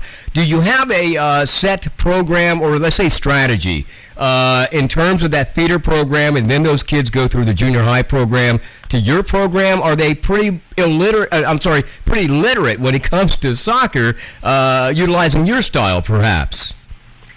Yeah, you can. Well, the biggest thing that I like, about it is the kids come in and they already have the fundamentals. Right. Okay. Any coach can teach them their strategies and their individual tactics. But if the kids don't have the fundamentals coming in, it makes it really hard. So that's the biggest change I've seen over the years is the kids come in as ninth graders and we don't have to cover as many of the basics as we used to have to cover. So the feeder program has been a huge help, and they're letting the kids play at younger ages. I think they bumped the community center down to like a pre-K. Yeah, that's what I'm hearing. Kindergarten age group. Right. Basically just go out and have fun, and if they have fun, they're going to develop a love for the game, and they're going to get better.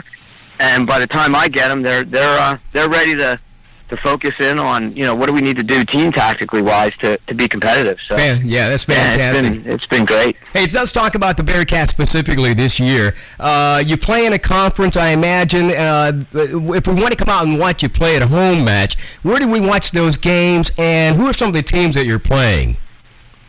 Okay, well we play in the Mountain League, so we play the same teams that all the sports do. So we get Bellefonte, Clearfield. Mm-hmm. Tyrone, Bald Eagle, Penns Valley, and I'm sure I'm missing a few. And probably like Central. Yeah, okay. Yeah. So it's the same conference. We play each team twice, so we play each team home and away through the course of the season. Mm-hmm. And we play at Detweiler Field, and Detweiler Field is by far the nicest grass facility field around, and it's a big advantage for us to have that as our home facility. Yeah. We love it there. We'd rather play on grass than on turf. Right. So yeah, it's a great atmosphere. It's a huge advantage when we play at home. Oh, that's got to be under the lights. I was going to say under the lights. That's got to be a fantastic night. I imagine you get a pretty good crowd out there, huh? Yeah, we do. We get a real large crowd, and it's getting bigger. Wow. More and more students are coming out to support their classmates, and it gets loud. And the only downside that I've run into recently is the league mandated now that the varsity has to play first. Oh, okay. So we start at 6 o'clock. So our games are like half during the day and half at night. And I think that's taken a little bit of the atmosphere away. Yeah. But they're doing that a lot because some of the other teams in the league don't have the numbers we do. Yeah, exactly. And so they're struggling to field a JV team. Right. And so what they'll do is they'll play their varsity game first, and then some of those varsity players can play in the JV game. Mm-hmm. Which is fine. That makes our younger kids better. They're playing against older kids. Yeah, exactly. So there's an advantage there. But, the atmosphere, I used to like the old way when JVs played first, varsity started under the lights. And it was a little more exciting in my mind. But I understand the reasoning. We're fortunate. Yeah, I love that idea. We're fortunate here. Yeah, I love the idea with the JVs, like wrestling first and then the varsity coming out, getting everybody pumped up for that varsity matchup. Hey, specifically as we wrap things up here, Coach, we're talking with soccer coach Phil Hawkins of the Huntingdon Bearcats. Give us an idea of some of the upcoming schedule you have, and maybe you want to give a shout-out to some of your players and, of course, the support they're getting this year. Yeah, absolutely. We have back 3 players that were all conference last year for the Mountain League, and David Bukowski as a senior was a 2-time all conference player, and Robbie Hahn was our leading scorer, and he was an all conference guy. And we have a co-op with Mount Union that we have a guy named Douglas Gearhart who's a senior now, and he's been a 4-year starter for us. So we're looking for those 3 to be leaders. Yeah. And then we have a huge senior class. It would take me forever to talk about all of them. Yeah. And I could because they're all right in there in the mix. And I'm awful proud of that senior class. So. Oh, fantastic. Yeah, and we have every single offensive point back from last year, and that's going to be a a huge bonus for us. So yeah, we're really looking forward to this season. So the season looks encouraging for you and the Huntingdon Bearcats soccer team. We're talking with soccer coach Phil Hawkins. Coach, I know we could talk for 10 minutes, but it's only like an 8-minute, 12-minute halftime. Sure. We'll revisit this at some given point. Matter of fact, Chad States and I talked about maybe doing a couple of your games, and we'll do those live on the Air Network. We'll get back in touch with you and let you know when. How's that sound? That would be incredibly awesome. We would really appreciate that. Any kind of plug, any kind of playtime we can get is only going to help our program. So we certainly appreciate that. Hey, well, it's my pleasure talking with you, Coach. Hey, best of luck to you and the Huntingdon Bearcats on the soccer field this year. Thank you. I'll extend that to all the players. They'll love that. The Huntingdon Moose Family Center 223 is the heart of the community. Becoming a member of the Huntingdon Moose enables you an opportunity to join friends who have served the community for over 100 years. Enjoy all the summer activities and check out our Facebook page or website for more information. The Huntingdon Moose Family Center 223, serving the community with the best value in town. Join today. Penswood.net Classifieds offers the freshest, most recent classified ads available with over 1,500 new ads each day. If you're looking for a reliable used vehicle, check out the multiple ads daily on Penswood.net Classifieds. From cars, trucks, RVs, and motorcycles, you can scan the ads at Penswood.net at any time of the day or night and find something that fits your needs. Looking for household items, student housing, or even a new pet? Penswood.net Classifieds has it. Penswood.net, where you can buy, sell, or trade locally.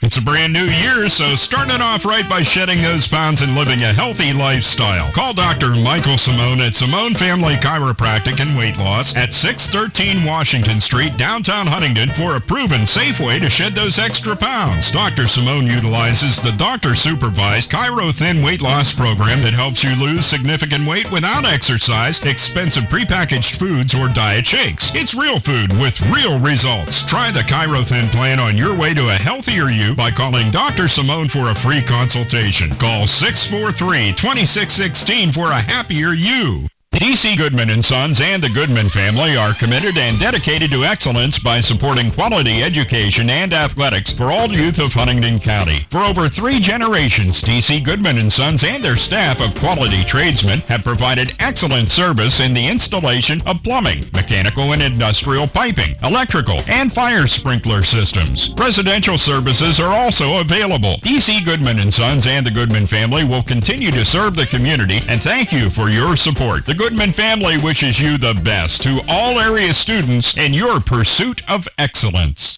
I'm Owen Kaufman. You're listening to Huntingdon Bearcats on the airnetwork.net.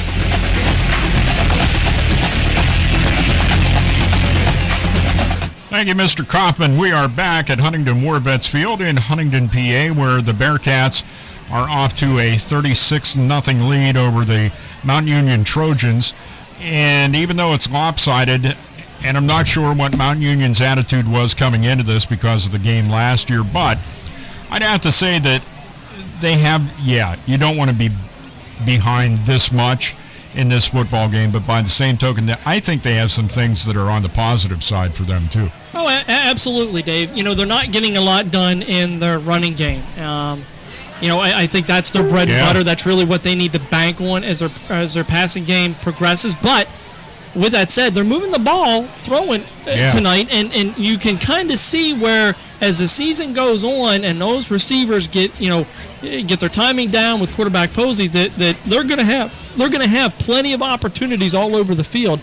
Yeah. Tonight they're just running into a buzzsaw, and unfortunately, if they can't run the football, it's really going to hamper what they can do offensively this evening, and that's exactly what we're seeing. Well, of course, Chad was honored before the game. If you weren't on board for the beginning of the game, we got to tell you about Chad was recognized, much to his surprise, with a nice award by the Huntingdon Bearcats for all the work that he has put in to taking care of stats and keeping track of what this team does, and has a very good historical background on this football team as well. Not always the easiest thing to pull out of the air is to get some of that historical stuff, because there are many different sources you can go to as far as where you get that information from, as you found out trying to research some of this stuff. Yeah, absolutely. Fortunately I was able to work very, very well with my longtime friend Jeff Norris over at the Daily News to pull back the years that I didn't have personally to be able to compile all that stuff. But with that said, as the Bearcats are coming out of the locker room, let's just roll down through some of these first half stats, Dave. Okay. First downs are in favor of Huntington, 10-5. Net yards rushing, Huntington 149. Mount Union minus 30 on the ground. Huntington has 107 yards passing. Mount Union has 75. So you're looking at 256 total yards for the Bearcats on 28 plays and 45 total yards of offense on 30 plays for Mount Union. Leading the way for the Bearcats is Ian Border, no surprise there. 11 carries, 105 yards in the first half and 2 touchdowns. Andrew Hootie follows behind with 5 carries for 40 yards and a touchdown. Then we have Jonathan Price on that jet sweep, 1 carry, 15 yards and a touchdown. And then Owen Lane with 1 carry for 12 yards. The passing side, it's a combination that we saw all last year, and we've seen it all this year too. He's got 1 receiver, and that's Jonathan Price. Hootie is 6 for 9 for 107 yards, 1 touchdown. Jonathan Price, 6 carries, 107 yards, and 1 touchdown. But he's wide open. I mean, when you look at it, it's not like, and he's also making great catches even when he's covered. He almost made a great touchdown catch down there, stepping out of bounds. So some serious yak in his game, absolutely, he does. When we look at Mount Union, individually rushing, Martin, their big running back, 5 carries, 7 yards. Unfortunately, when I was coming back, I was hearing that he might be banged up. I'm not sure how much we're going to see him here in the second half. Tavin McMickens, 4 carries, 1 yard. Quentin Posey, 7 carries for minus 37 yards, and he's been sacked 4 times by this Bearcat defense. Willoughby, 1 carry for minus 1 yards. Again, we had talked about the passing game. Posey, 7 of 13 for 75 yards. 2 of those catches going to Carbaugh for 50, 2 of them going to McMickens for 18 yards. Another one to Baker for 10, Willoughby for 1, and then Martin for minus 4. So as we look down the stat sheet, it is heavily in favor of Huntington, both offense and defensively, as they've really shut down Mount Union in this first half. Yeah, that's been the most amazing thing to me. I mean, if you don't have that defense to back up the kind of offense that they have, it's going to be a really close football game. And boy, they have it on both sides of the football. These guys really putting their all into it. And, some people, Ryan Query was someone that I had not heard a lot about. Not that we've had a lot of time to talk about this football team, but Ryan has really showed his prowess out there as a linebacker on the defense. He has himself a couple of sacks. Right? Absolutely. And walking into this game, I was wondering who was going to fill the shoes of Dylan Newingham. And Dylan Newingham was a linebacker who graduated last year, led the team in tackles, and it was just an outstanding athlete, sideline to sideline. And it looks like Ryan Corey's filling those shoes quite nicely. We're also wondering who's going to step up and fill Zeb Fowler's production off the defensive line with the tackles for loss that he had. And it looks like that Landon Fisher, even dropping back to the linebacker position as Huntington's running a 3-4 front here, has just filled in admirably, as Fisher's name has been called out time and time again on the defensive side, including making a great open field tackle on Martin over here on our sideline. Earlier in the game that could have been busted for easily 20-30 yards, and Fisher was right there. You could put that into a football training video. Yep. How to. That's exactly. That's a how-to. Leg tackle perfectly, just wrapped it up and then gone. We had alluded to Jonathan Price with 107 yards receiving tonight. That record for yardage in a game is 149 against Forest Hills in the playoff game last year. So Jonathan getting picking very up close. Where he left off. Picking up exactly where he left off, minus the Central game in between, but looking like he might be approaching that single game record once again here. Yeah, it's he is the it talked about his yak, and part of the reason his yak is so good, and if you don't know about that, that's yards after catch. And part of the reason that his yak is so good is because of the fact that he tends to be a north-south runner, and he's not tied up in the east-west stuff. Yeah, he puts some moves on the defenders to try to avoid the tackle, but a majority of his time after he catches the football is going straight ahead. And that's one of the things that's going to lead him to probably, depending on what Coach Hootie decides to call here in the second half, I don't know if he'll try to get some of the underclassmen some time here with the game being at 36-0 or exactly how he will proceed here. But if Price gets that opportunity, it's going to be, I think, a game where he could very easily break that. in light of what he has coming into the second half. No doubt about it. Even with the 6 receptions that he made tonight, he moved from 14th on the list of career receiving of receptions all the way up to 9th. So, he's fast moving across this board as a receiver goes for being one of the all-time greats that has stepped out here. And one thing, we haven't mentioned him a lot, Chad, in this discussion, but somebody you have to tip your cap to. None of this happens or takes place unless you have a good leader that's getting the football every time. And you got to tip your cap to Andrew Hootie for Absolutely. the job he does as a quarterback for this team.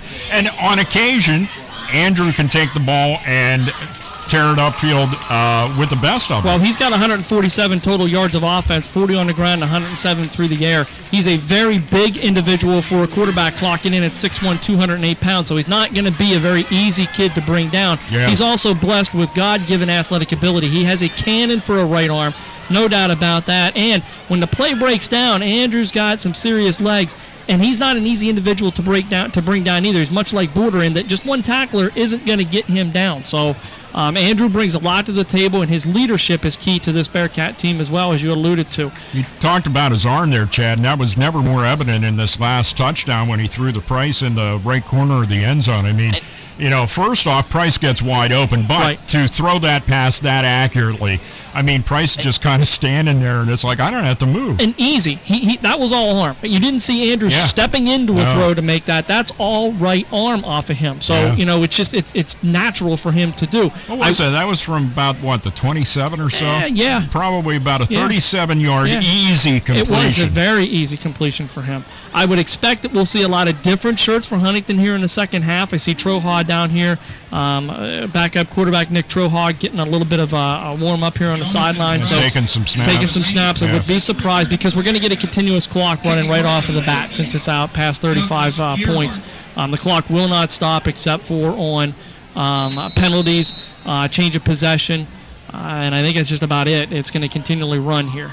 Doug Gerhardt will kick off for the Mount Union Trojans. Has the ball teed up at the 42nd half, about ready to get underway here on 94.1 FM Huntingdon and theairnetwork.net. The kick is away, coming down. It's going to be fielded by Jonathan Price. Price out over the 25, the 30, the 40, out over the 45, the 40 of Mount Union, and is tackled, caught from behind. As he had to slow up a little bit, he was trying to make a move, a little bit of a hesitation zigzag, and that gave Tyler Spriggs of the Mount Union Trojans enough time to wrap him up around the waist and bring him down. They mark him down at the 37-yard line of Mount Union, and here we go again. And that is about a 48-yard kickoff return for Jonathan Price, so he can get it done in all phases of the game, folks. Man, gotta love it. And Andrew Hootie is out for the initial snaps here in the third quarter. We'll probably maybe get one more drive, maybe two. Yeah, maybe. And the snap to Hootie, and he hands off, and his favorite handoff is to Ian Border, who's going to walk it in. That was... Ian Border okay. on the carry for a Bearcat. One play, 36 yards, touchdown.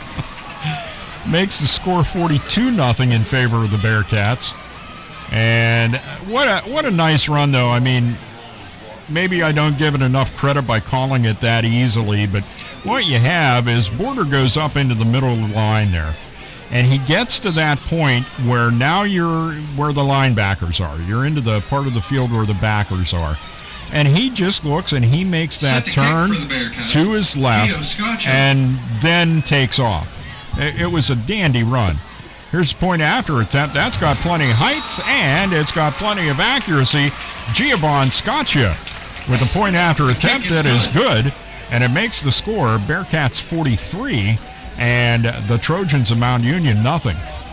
But like I say, I mean, I almost feel like I'm not giving Border enough credit for what he does so well out there in the field.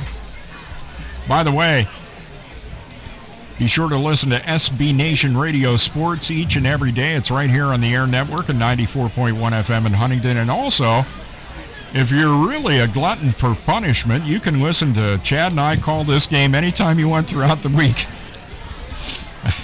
And you would be a glutton for punishment. Greg Banks will let you know what times that you'll be able to hear a rebroadcast of this game coming up throughout the week. And then, of course, we have another game for you coming up next Friday. Fresh new material next Friday when we go to Bellefonte and take on the Red Raiders. That is going to be an interesting one, to be sure. Well, Tabin McMickens is back there again. And he is also back there flanked by Dante Martin. With a 43-0 score, no harm in kicking off to him here at some point. And Scotcha kicks off, nice, and he kicks it right to him. Line drive, and McMickens has trouble with it, but picks it up. He's out over the 30, the 35, and is brought down at the 38-yard line. Did he fumble? I think Finkel ripped that ball away from him. They're going to say he was down, but Andrew Finkel did a real good job of ripping that football away from him. What a nice continuation of that tackle. Absolutely. He and Alex Mikan on that tackle, and he just rolled right over the top of it. Looked like he stripped it down, but they're going to say he was down on the ground for that one. Another nice kickoff there by Gio, though. Yeah, looking good. It was a tough start tonight for Tim Leitner kicking the football, and Gio Scotcha has certainly picked up the pace at that particular part of the Huntingdon Bearcats play. Special teams, big part of it. We talked with the coach in the pregame show about that. Back to pass is Quentin Posey, and he rolls one down along the sideline, almost a lateral pass, and completed to Caden Brenneman. And not a good sight if you're Caden Brenneman when you see big number 44 coming right at you from the linebacker position as he drops him for a loss of about, 3-4 yards here, Dave? Yeah, I'm going to say that's a loss of 3. Yep, I'd agree. Second down and 13 with the ball spotted at the 36-yard line, as they mark the original line of scrimmage much closer to the 39 after the return, that time by Tabin McMickens.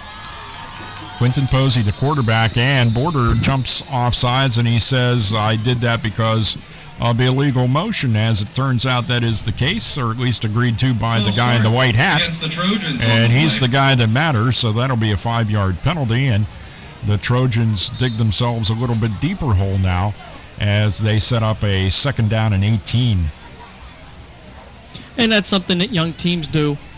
You know, in Mount Union, again, is very young, specifically. And beginning of the season, Chad. Right, absolutely. Absolutely. One thing I got to tip my cap to, I talked to the coach about, early season can be a lot of trouble for teams.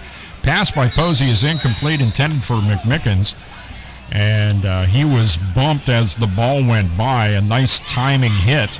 If he would have caught the ball, he would have fumbled it probably. And these corners are aggressive. Werner on the far side and Price on the near side here. They're aggressive. They are not afraid to come up and hit you if you catch the ball as a wide receiver. They're also not afraid to mix it up in the running game as well.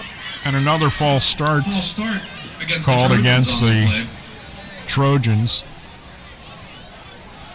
It's their 5th penalty for 25 yards. See if he's got. I think they're going to decline it.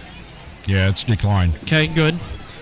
So we're still at third down and 18, ball at the 31-yard line of the Mount Union Trojans, as the Huntingdon Bearcats lead this one comfortably, if I might say that.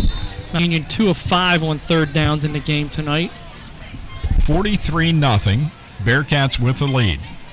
Back to pass is Posey. Lets it go across the middle, and the pass is complete to Caden Brenneman. Brenneman gets out near first down yardage, and it looks like they'll mark him down right about the stick that he needed to get the first down at about the 49-yard line. So the Trojans pick up a first down after moving in the wrong direction on a couple of plays. They finally connect on one, and as I say, this is the thing about Mount Union, about in this football game. They have these moments of brilliance as they play this game. Posey's going to tuck it and carry over the 50 down to the 45 of the Bearcats, and he's tripped up there by Alex Mikett, and he falls down. They're going to mark him down right at the 45-yard line. So that'll be a gain of 6 and set up a second down and 4. That was a good quick choice that time by Posey. Yep. And that's one of the things you had talked about before, where you can't hesitate real long, and he looked at it, knew he didn't have anything that as far as the pass goes, and just tucked it and went, and it was good for 6. Second down and 4. Trojans ball at the Bearcats 45. Man in motion and Posey. And a flag goes down for illegal motion against the illegal shift against the two men going at Trojans. The same time. Yeah. Can't do that. Yep.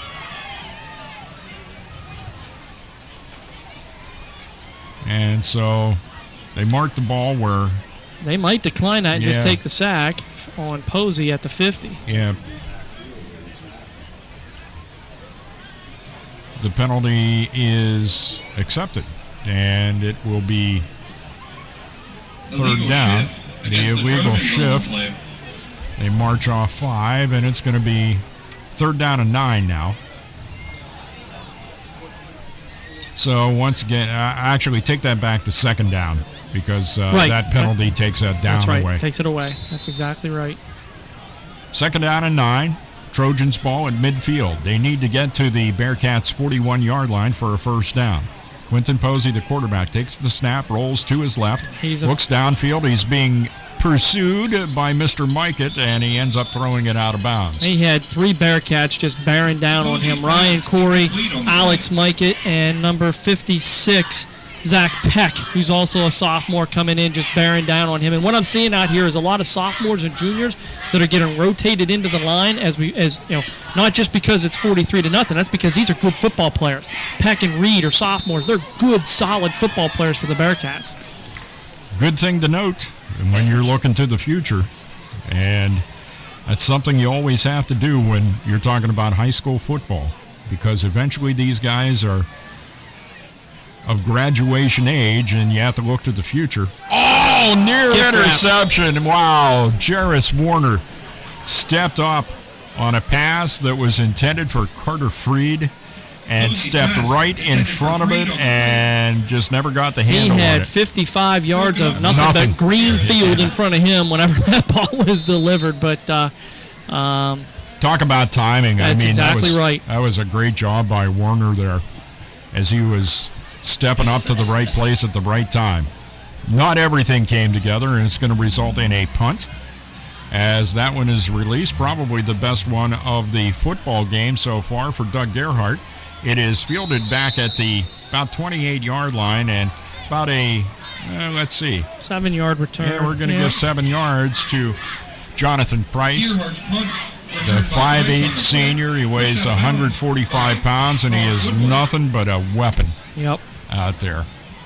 Now we're going to see a new quarterback as Nick Troha enters into the football game, number 12. So Nick Troha out there. As I assume that Andrew Hoody's night will be done at the quarterback spot. Yeah, he got to come in the game, make a handoff, and that's right. That's enough. Ryder Kosick in at the wide receiver spot here too. There's a handoff to Border. Handoff goes to Border. Border turns it up at the 35, the 40, the 45. What a tightrope walk along the sideline, and eventually the side judge picks him up, stepping out of bounds at the 47, but that's good enough for another Bearcat first down. Ian Border on the carry. Steps out of bounds on the play.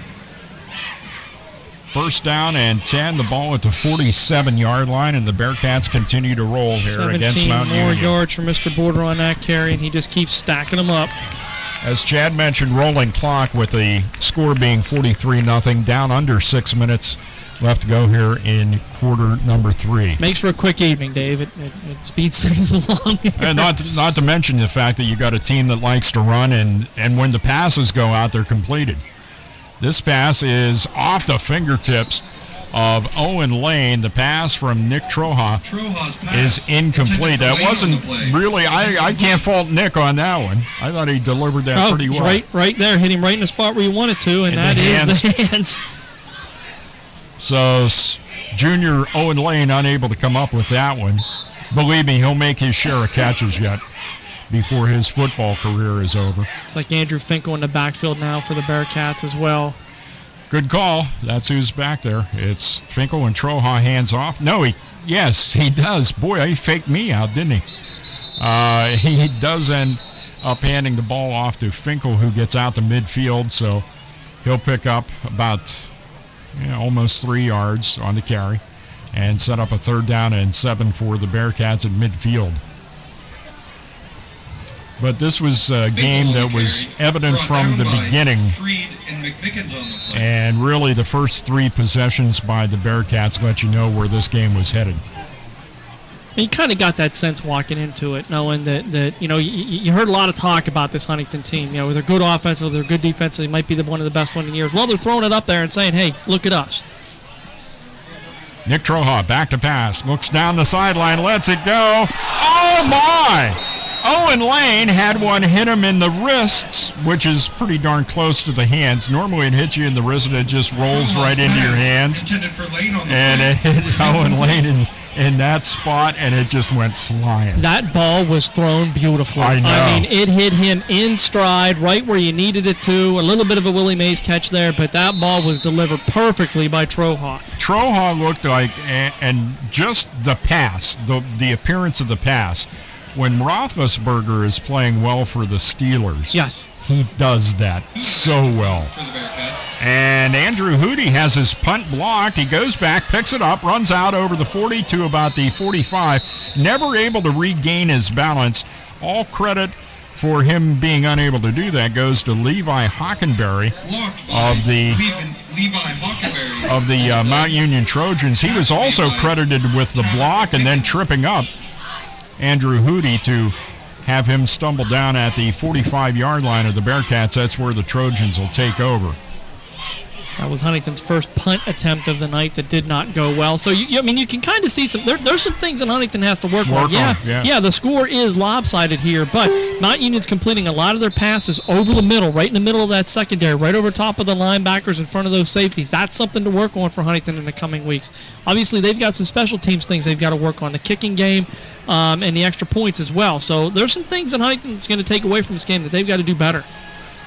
And it's Posey with the football. He's going to be sacked as Ben Briggs gets in there in a sudden hurry. Boy, is he fast. He is fast. He's really grown into himself. 6'3", 200, and he is one quick young man. Yep, he's really grown into himself this year, looking for a breakout senior year. He's had a great year pitching for the Bearcats last year. Just can't say enough about the young man, but at that time, just quick feet in there to sack Posey for a 5-yard loss. Yeah, and I hate to disagree with the PA, but that was not Ian Border. That was Ben Briggs that was on the scene in that case. I never listened to the PA guy, ever. Anywhere. That's not just here. Well, one of the things that I've learned over the years in calling baseball games is never trust the scoreboard either. Here's another potential sack. Getting it away is Posey. Completes the pass. It's caught as Clayton Willoughby has to extend out to get that pass, and that caused him to lose his balance, and he kind of stumbled over the midfield stripe and got down to about the 47-yard line of the Huntingdon Bearcats. They need to get to the 35 of the Bearcats for a first down, and it is third down right now. That's one of those where if everything works right, you end up with a pretty good play out of that one. But in that case, Willoughby was just so stretched out that he started stumbling and could never regain his balance. Back to pass is Posey again. And the pass, intended for Carter Freed. And a nice pass break up there by Andrew Finkel, getting that left hand up there to break that up. Yeah, I'll tell you what, that was very good-looking stuff. So the Bearcats' defense continues to shine, and as Chad had noted, it's not, you may hear us call some different names here in the second half, and it's not because of the fact that you've got a rolling clock because of Huntington's 43-0 lead. It's just because these guys are integral parts of the Huntingdon Bearcats defense. Kind of surprised that Mount Union's decided to punt here. There's really no reason for them not to try to go for it, other than, maybe they're trying to work on some stuff. And it's a bad snap, but Gerhardt's able to get it under control and kick it away, and a fair catch is signaled by Andrew Finkel, and he makes it. And I can hear Coach Phil Hawkins, the soccer coach, saying, I'm glad he got that punt away because he does not want Douglas Gerhardt hurt for his soccer season, that's for sure. Well, I'll tell you what, under a different set of circumstances, Chad, that may have been a really bad play. Absolutely. In that case, and it's just because of the nature of this game. I watched 2 years ago Ian Border up at Juniata Valley, hit Juniata Valley's punter Ian Watson, and Ian had to be carted off in an ambulance because it was just such a violent hit at that point in time. Yeah. Two of the worst spots to be on a football field is punt return and being the punter itself. So yeah. All right, and it's Troha handing the ball off to Ian Border. Border gets out over the 35, and he'll be brought down at about the 30. Let's see where they end up spawning at the 39, 38. Dakota Baker. We're going to say 39-yard line. So, I mean, there's just no stopping that kid. 20 more yards, 178 on the evening on 14 carries. And what's that single game mark again? Well, for rushing, it's up there. We've had 2 300-yarders in our. Okay. So he's got a ways to go for that one, but receiving was 149 yards. Yeah. And although, I'll tell you what, that's an impressive young quarterback there, Nick Troha. Oh, absolutely. Yep. Troha hands the ball off this time to Andrew Finkel. Finkel tries to turn it up going over the right side, and he may pick up a yard. Brought down by Tavin McMickens on the play. So McMickens hasn't been able to contribute a whole lot as far as the offense goes. That's the end of the third quarter, by the way. And he gets a good defensive play in there and makes that stop. We have completed 3 quarters at Huntingdon Warvets Field, and the score, Bearcats 43 and the Trojans nothing. Back with the fourth quarter of tonight's game after this. You're listening to Huntingdon Bearcats football on 94.1 FM Huntingdon and theairnetwork.net.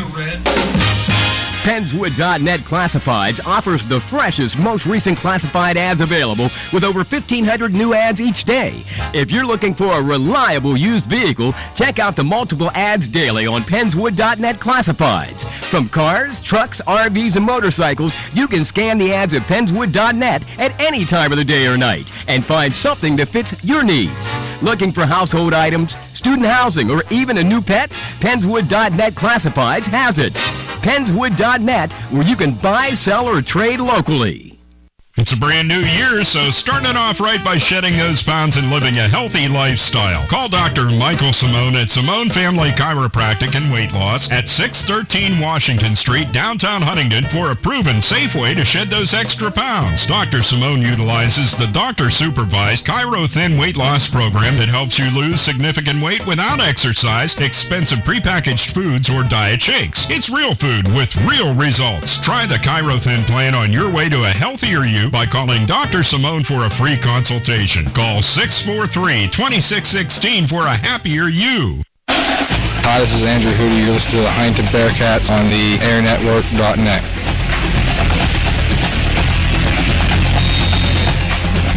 Well, Andrew had nothing better to do. His night's done, so he did that little liner for us there.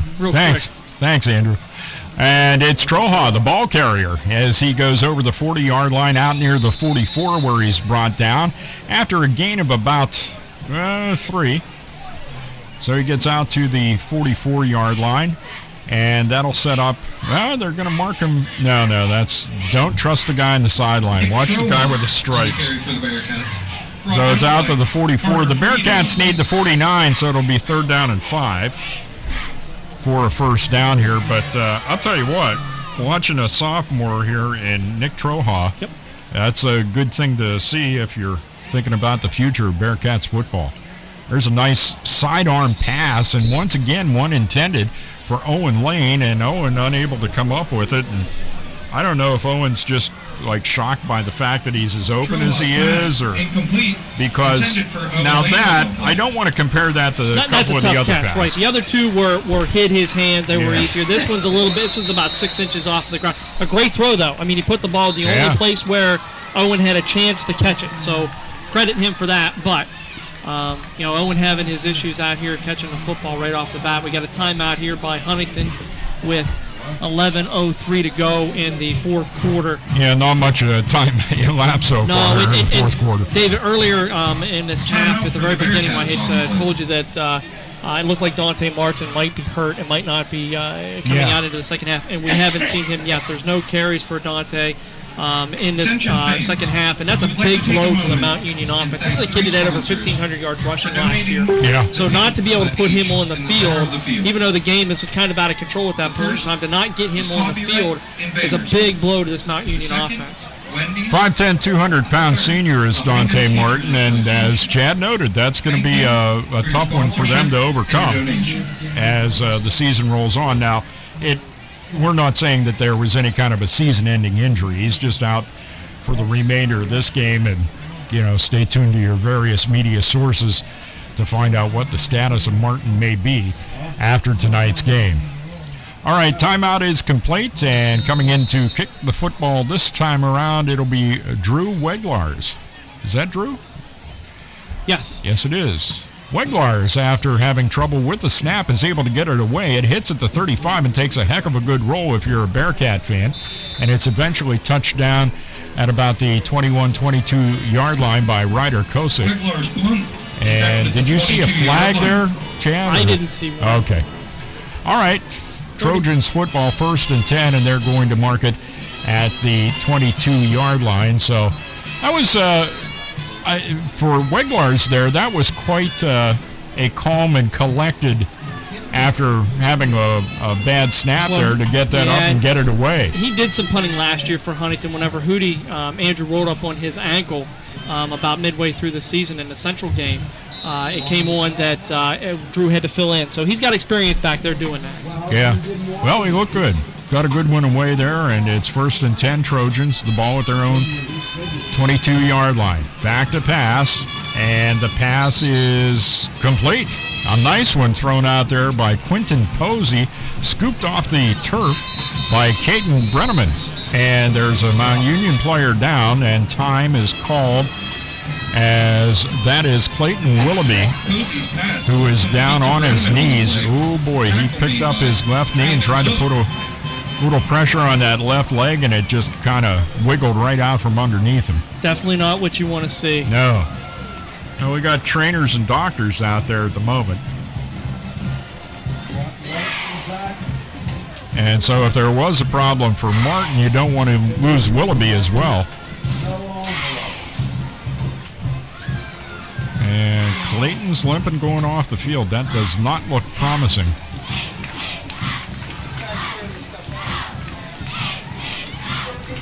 So Willoughby gets off the field.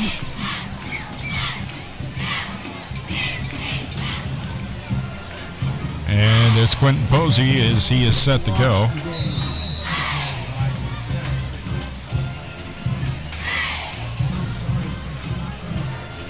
Looks like Spriggs in there as the running back. He's being used to block at this point. Posey lets one rip down the middle. Oh, my. He had it in his hands. Couldn't hang on. Andrew Finkel with a near interception right around midfield, and a flag comes in.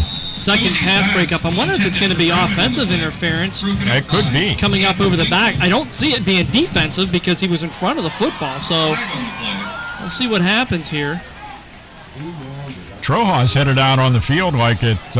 They are calling a hold.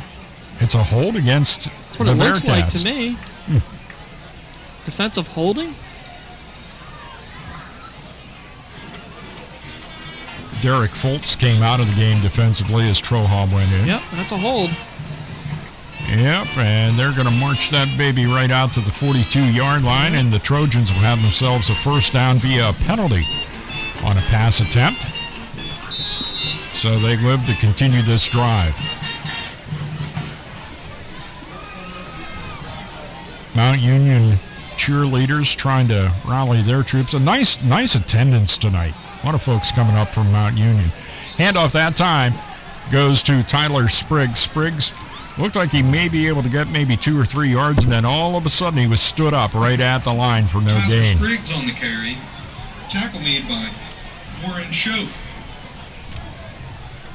Is that who you have for that tackle as well, Chad? Yep, Warren Shope. Okay, so Shope with a great defensive. Another senior stepping it up. Yeah, he just stood him right up at the line. That was the end of that rushing play. Just bring him in and fill him in, and they do the same thing as the person before him, and that's what you want to see. That's good depth.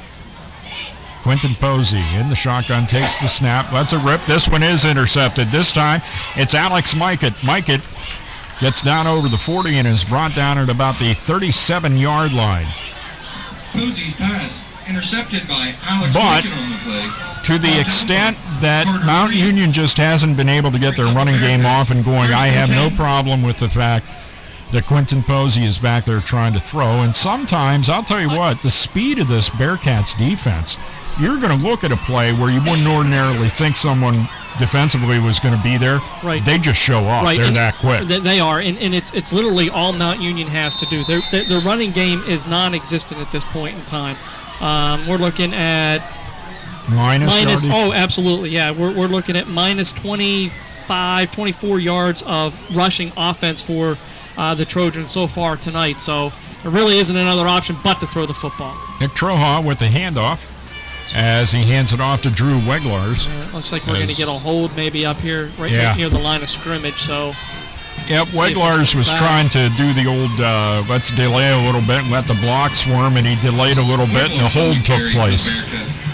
Brought down by Quentin Posey on the play. And down on the play for the Bearcats as he gets some help up is Drew Weglars. Not what you want to see, one of the more versatile Bearcats out there. He can play just about anywhere. So now he's going off under his own power, but I know he was ouching pretty good there. So what are we doing with the football here? When he first got up off the ground. They pick the football up, they start walking it back to the flag, and then they'll take it a few more yards back from there as they're doing the old spot no play foul. and all penalty, Dave, on this one. Yes. Sadly, if you're Drew Weglars, where you could have had a nice offensive stat, instead you just end up with a sore leg and against the Bearcats. A 10-yard penalty in the Bearcats. 6 penalties for 55 yards against Huntingdon so far tonight. So definitely, and you know that's not good. It's not. But I mean, again, when you're looking at stuff that you need to clean up, that you need to get ready for, because next week's a big week. I mean, next week's a huge week for Huntingdon. So it'll be 1st down and 20, Bearcats football at about the 37-38 line of Mount Union, and the handoff goes from Troha to Andrew Finkel. Andrew gets up to about the 45-yard line for a gain of, I'm going to give him 3 because I'm a generous guy. And I give him 3 too. But Andrew brings up that old cliche of 3 yards and a cloud of dust. Cloud of dust. Because that's exactly what Andrew's been doing. On this field, as you had pointed out, how Mother Nature's taking care of it, it's 3 yards and a cloud of pollen. 3 yards and a different color of green. I've seen multiple colors of green out here that I've never seen across this field. So yeah, there's a lot of clover down on that field right now. It's all right. Yeah. Back to passes. Trohan lets it go. It is caught by Draven Zook. And Zook is tripped up just shy of the goal line. He'll be marked down at the 1. What an outstanding pass. But that is a 44-yard pass completion from Troha to Zook. And I'll tell you what, not unlike the pass he threw to Owen Lane that Owen Lane could not come down with.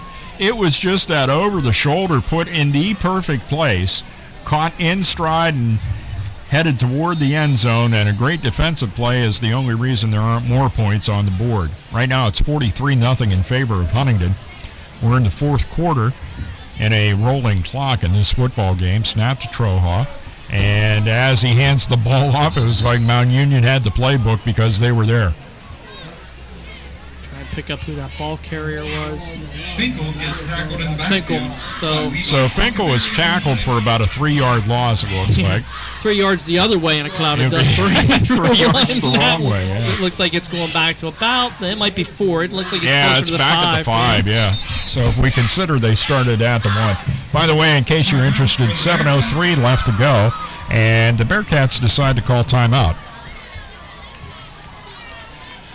But what a start to the 2017 high school football season for these Bearcats, as we have rebroadcast of tonight's game coming up throughout the week on the Air Network at 94.1 FM. And don't forget, when you have a chance to drop by our sponsors, let them know you appreciate these broadcasts.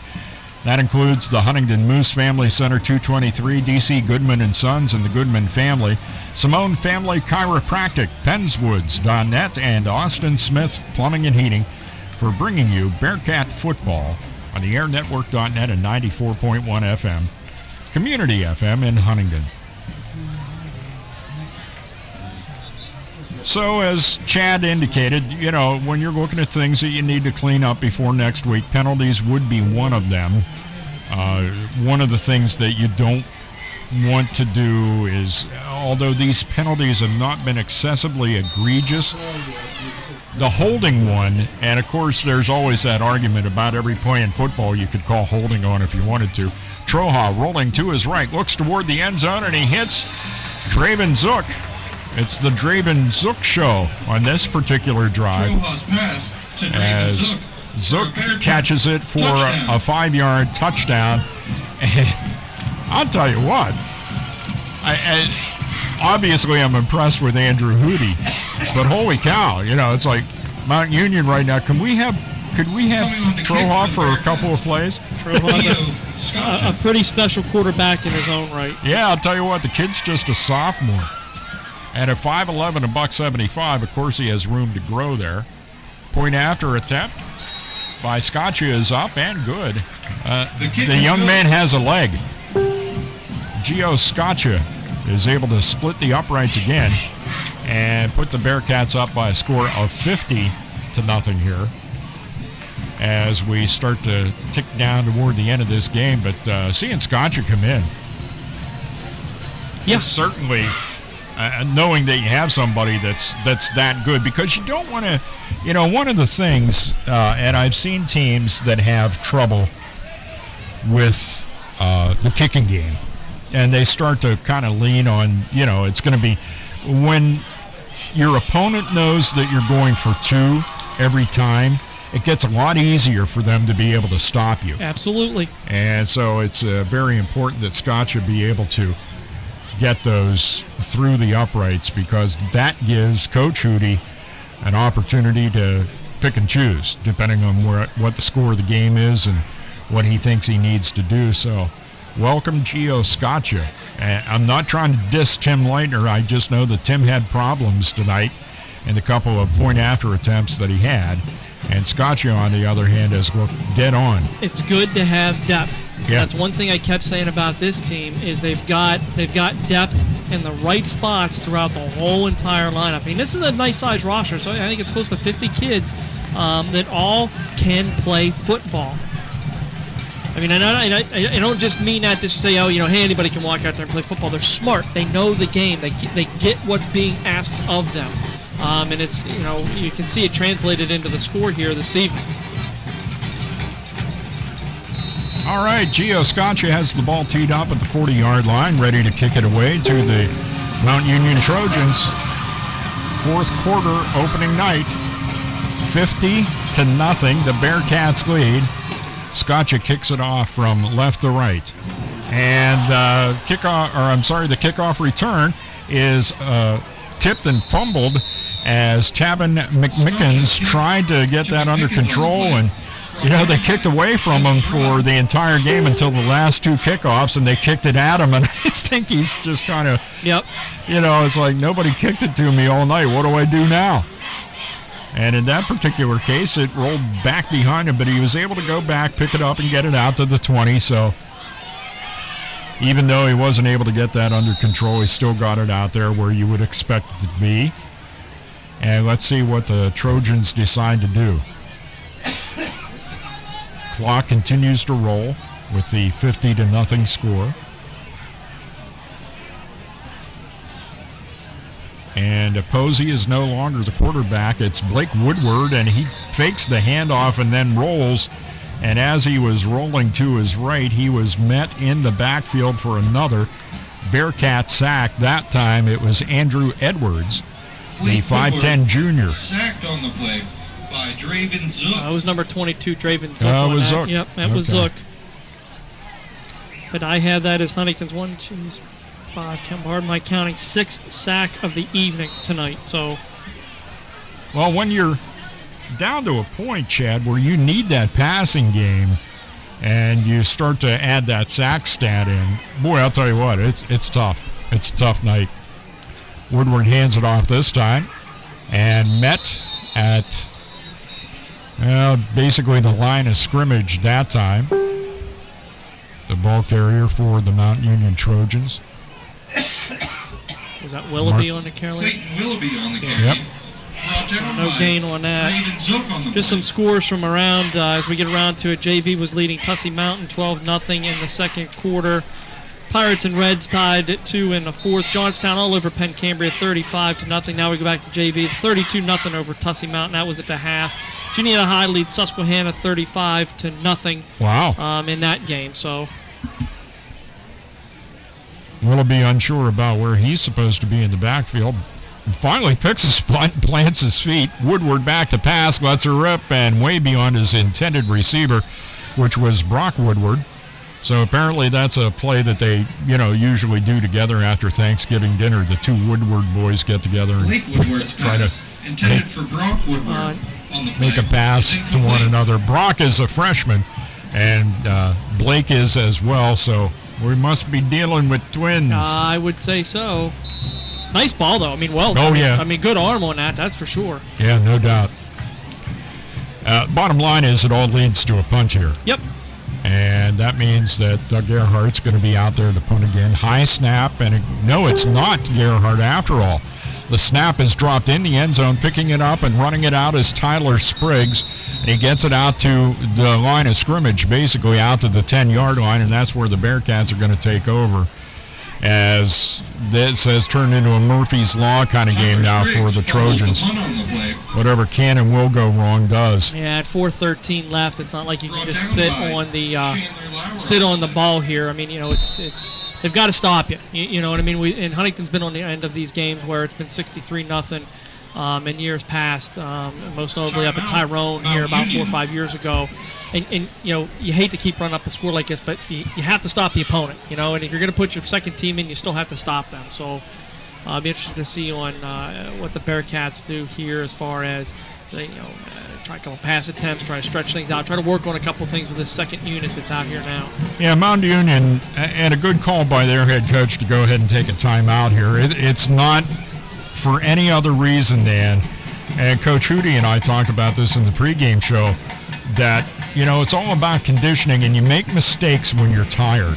Now, there are two ways you can make mistakes, one of which is to take a penalty on a play that you might not normally take a penalty on, but the other one is that you make some kind of a move on the field and injure yourself. This is the kind of game that brings that on, so tip of the cap to the Mount Union coaching staff for calling that timeout, giving those guys a little bit of a break and getting a chance to catch their breath before they have to start this defensive series. One of the things that, if you follow high school football, these guys are not just one-sided. They're not just playing offense or defense. They're playing both sides of the football. In these smaller schools, that you have to. And you can tire out in a hurry. And we're back to action. And I'm not even sure who carried Derek the football. Fultz, that's sophomore Derek Fultz on the carry. Okay. Fultz carries the ball. Let's see, Derek Fultz on the carry for the Bearcats. Brought down by a host of Trojans on the play. I don't know that he got anything. We were at the 10, so maybe give him 1 yard on that one as they push that across the 10 to the 9. So yeah, give him a yard. Be a nice guy. Come on, don't be stingy with the yards. Oh, I won't be. Derek Fultz. A couple of these guys played baseball for me. Fultz, Hootie, Finkel, just a Briggs. They all played Teener League baseball for me in years gone by with my good friend Roger Briggs. We coached together for 18 years here, so we'll be generous to some of those kids. Caden Reamer now the quarterback, and Reamer hands it off. A little jet sweep action. That one goes to Draven Zook, turns the corner into the end zone. Touchdown, Bearcats. As he hit the 5-yard line, and he changed it from east-west to north-south. And Zook takes it right in, and well-executed play as the sophomore, the sophomore, Reamer, makes that one look pretty darn good.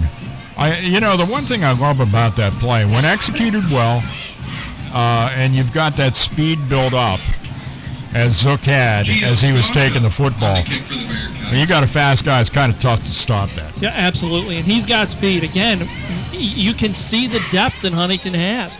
Multiple kids, you just bring them off the bench, they're plug and play. I mean, he could very easily be running out on the first team just that fast. Yeah. I mean, they're just it's plug and play this year. So Gio Scaccia with a point after, and that'll make it a 57-0 Bearcats lead as we count it down toward the end of tonight's contest. And we have 3:17 left to go. So the Bearcats continue to look good.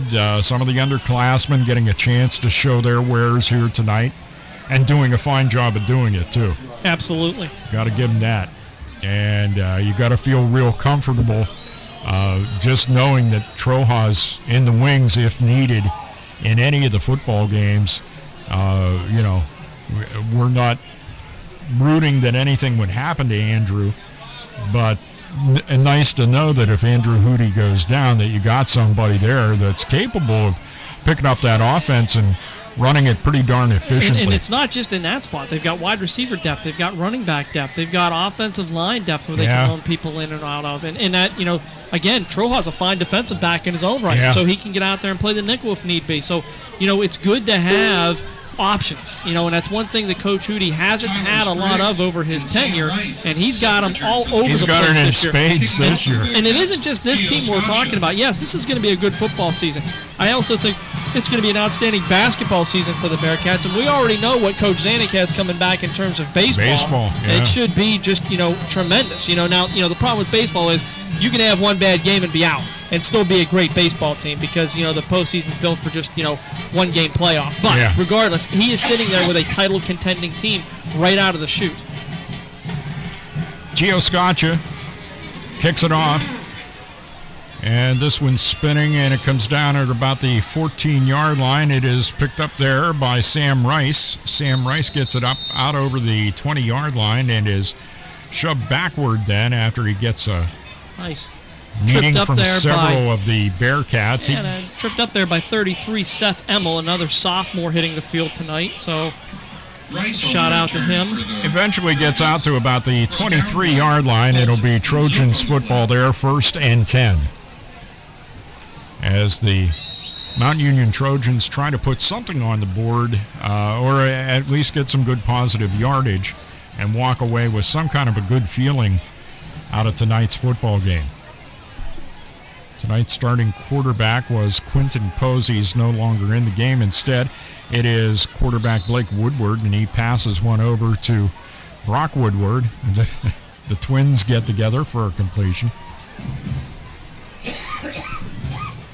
About a yard picked up, maybe two, about a yard. Yeah, give him a yard. Blake Woodward's pass complete to Brock Woodward on the play. Tackle made by Camden Yablonski. Always interesting to see twins on the field.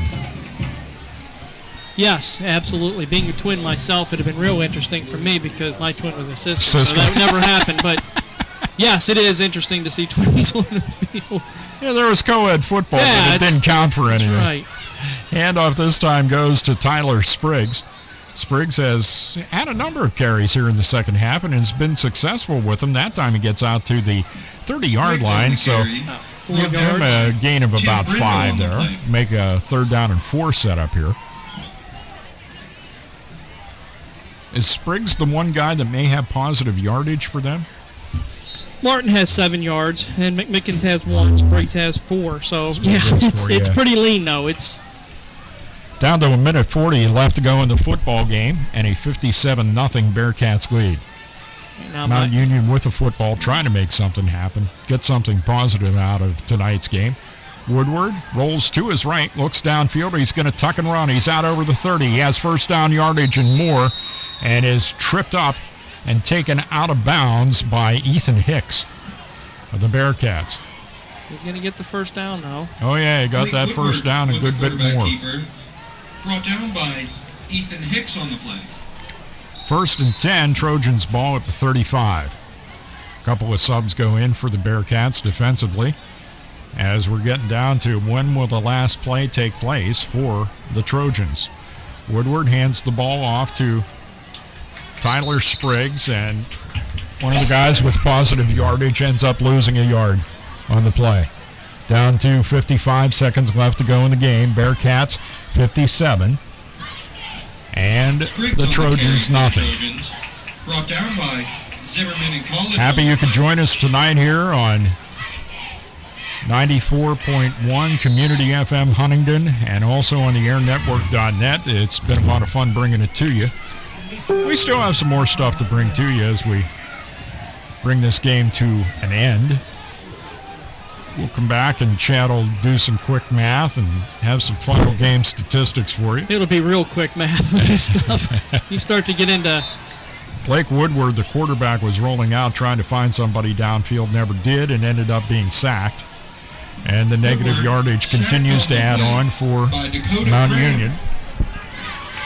Down to the final 5 seconds. And that is going to do it. Your final score on opening night at Huntingdon War Vets Field in Huntingdon, Pennsylvania.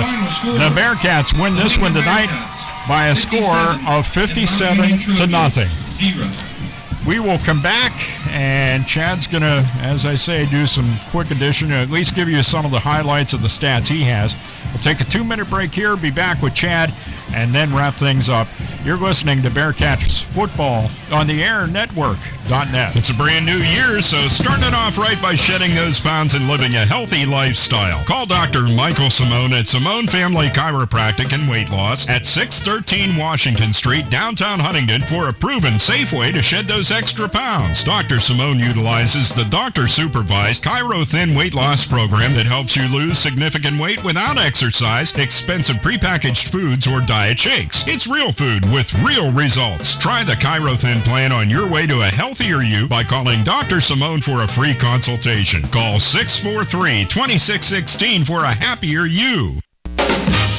Pennswood.net Classifieds offers the freshest, most recent classified ads available with over 1,500 new ads each day. If you're looking for a reliable used vehicle, check out the multiple ads daily on Pennswood.net Classifieds. From cars, trucks, RVs, and motorcycles, you can scan the ads at Pennswood.net at any time of the day or night and find something that fits your needs. Looking for household items, student housing, or even a new pet? Pennswood.net Classifieds has it. Pennswood.net, where you can buy, sell, or trade locally.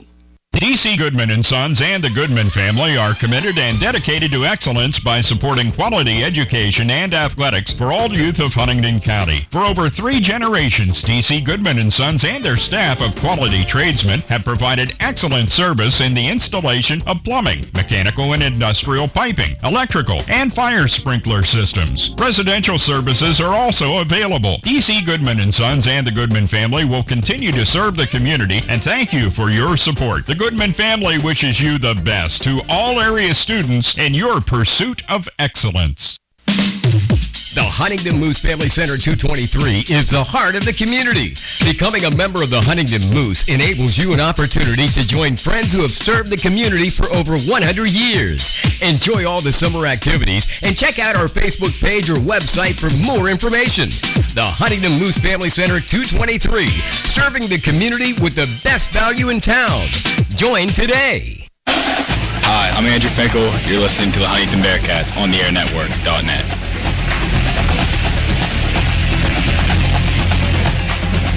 There's a name we called a couple of times tonight, that's Andrew exactly Finkel. right. So thank you, Andrew, for helping us out with the broadcast here tonight. And what a broadcast. Well, it wasn't the broadcast, it was the game. What a game it was. The broadcast stunk. We knew that going in, so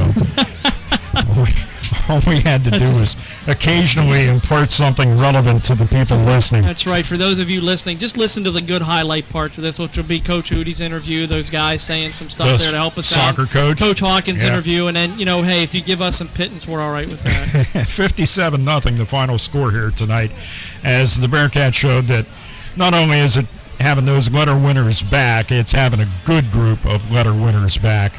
And they just really had a heck of a good football game here tonight against the Mount Union Trojans. You get to see some of the highlights of this team as far as their offensive ability, but you also got to see that defensive ability that this football team has as well. And you add those two things together, and you think, as Chad said at one point during the broadcast, not always does that play out to get you very far when it comes to the postseason, because it's a game that you could end up losing. Football is, it's the kind of game where every once in a while somebody can just go ahead and, with a couple of drops of some passes or maybe a fumble or an interception or whatever along the way, can turn the tide of a football game. And, theoretically, maybe you should have been the team statistically that won, but that doesn't always happen. That's exactly right. As I'm trying to frantically get you some totals here as we go down through it, I can't run you down through Huntington. Ian Border led the way, 178 yards. with 2 touchdowns on 14 carries. And that's carrying the football, 2 1/10 or 2/10 of a quarter? That's exactly right. So really just showing what we thought he was going to be, being an all-state running back. Andrew Hootie, 6 carries, 40 yards. If we look down through the highlights here, Jonathan Price, 1 carry, 15 yards for that touchdown. Draven Zook, 1 carry, 10 yards. Huntington rolling up 248 yards on the ground. Also 156 through the air as Hootie completed 6 of 9 for 107, all to Jonathan Price. His 6 catches and a touchdown. And Nick Troha coming in, a good-looking sophomore quarterback, 2 of 5 for 49 yards, completing both of his passes to Draven Zook for the touchdown, too. So Huntington rolling up. We'll just do a quick total here, 248. Yeah, I tell you what, you look back at that. 404 yards of total offense for the Bearcats. So. Troha could have had 3 other completions. Yes, absolutely. While he was out there. Absolutely. So when you saw them drop into the hands of a receiver who's young, Owen Lane, it's his first year out. Yeah. That's just the way it goes sometimes. Oh, believe me, he will do everything that is humanly possible to make sure that does not happen again. I would think so. Yeah, I think he's. You could see his disappointment in himself when he was unable to come up with those passes. Yep. And guaranteed, next time around, you want to put the ball in his hands, he's going to catch it. And we're looking at Mount Union with 99 yards of passing, but minus 41 on the ground. So at least they ended up positive overall. That's exactly right. But for the most part, Huntington shut down the run defense that they needed to. Yeah. Yep, no doubt about that. And, it forced them into the passing, and at times it looked okay. But, in the overall, it gets down to that. Once you get limited to one facet of an offense, then it allows the other team defensively to really tee off against you. And Quentin Posey, did complete some nice passes and what have you, but in the end, it was that Huntington defense that not only took care of the rush, but also kept the pass at bay as well and led to a 57-0 victory here tonight at Huntingdon Bearcats Field. So the Bearcats off to a great start now, 1-0, and of course the Trojans fall to 0-1. And the Bearcats need to regroup and get ready for next Friday night, the game here on the airnetwork.net, as the Bearcats travel to Bellefonte to take on the Red Raiders. And you'll be able to hear all the action on the same places where you were able to hear it tonight. So any other parting shots from you? No, I just think that, Huntington, again, last year they come out, they beat a good Mount Union football team right out the chute, started out 1-0, and then came out against Bellefonte and just didn't look like the same team that they were in week 1. So Huntington's got to reverse that script and, get it together and come out and beat a very good Bellefonte team that we'll see next week. And that will be at Bellefonte, so it's going to be interesting to see what kind of a shoehorn and Vaseline we need to get into a press box in Bellefonte, but we'll figure it out between now and then. And once again, a big congratulations to you. Chad States does yeoman's work when it comes to keeping stats for this high school football team and has spent a lot of hours putting all the information he has together. And it's not because he wanted something like this to happen. It just happened tonight. He was recognized, given a plaque in appreciation for the hard work that he puts into keeping stats for this football team. It was great to see that happen. So once again, congratulations to you. I'm sure that's going to be hanging in a prominent spot in the States household. It will go in a nice little spot in my man cave, that is for sure. No doubt about that. All right, great to work with you as always. You too. And we will do it again. It was so good, we're going to do it again next week. There may only be like 3 or 4 people listening, but we'll do it again next week. That's good. That's going to do it. Hey, that's what Bob Euchre said, but, we're all right. I think there's a little bit more than 3 or 4 listening, and I think they're getting a lot out of these broadcasts, which is great to see. We're very thankful for our sponsorship out there, and hopefully we can bring this Bearcat football team to you throughout not just the regular season but also the postseason. So if anybody's out there listening and they want to become a sponsor, let's help keep this Bearcat thing going this year for the entire football season, because they're going to play more than 10 games, folks. They're definitely going to be more than 10 games, and Dave and I definitely want to be there for all of them. All right, very good. That's going to do it for tonight's broadcast from Huntingdon Bearcats Field in Huntingdon, Pennsylvania. And it's a 1-0 Bearcats team with a 57-0 win over the Mount Union Trojans. So until next Friday, when we'll kick things off with our pregame show at 6:45, Dave Shannon for Chad States, and we'll tip our cap as well to Greg Banks, who was doing something back at the studio. We're not quite sure what. It's just going to be a little tip. We're not going to give him a big tip. Little tip, Greg. Little one. We'll see you again next week. Thanks for listening to Community FM 94.1 and the airnetwork.net. Good night, everybody. Call Austin Smith Heating and Plumbing for affordable heating, plumbing, and drain cleaning services in Huntingdon. Count on 12 years of ensured excellent service when it comes to heating, plumbing, ventilation, and drain cleaning. Call Austin Smith Heating and Plumbing, available evenings and weekends at an affordable rate. Call 814-506-5128. That's 506-5128 for Austin Smith Heating and Plumbing in Huntingdon.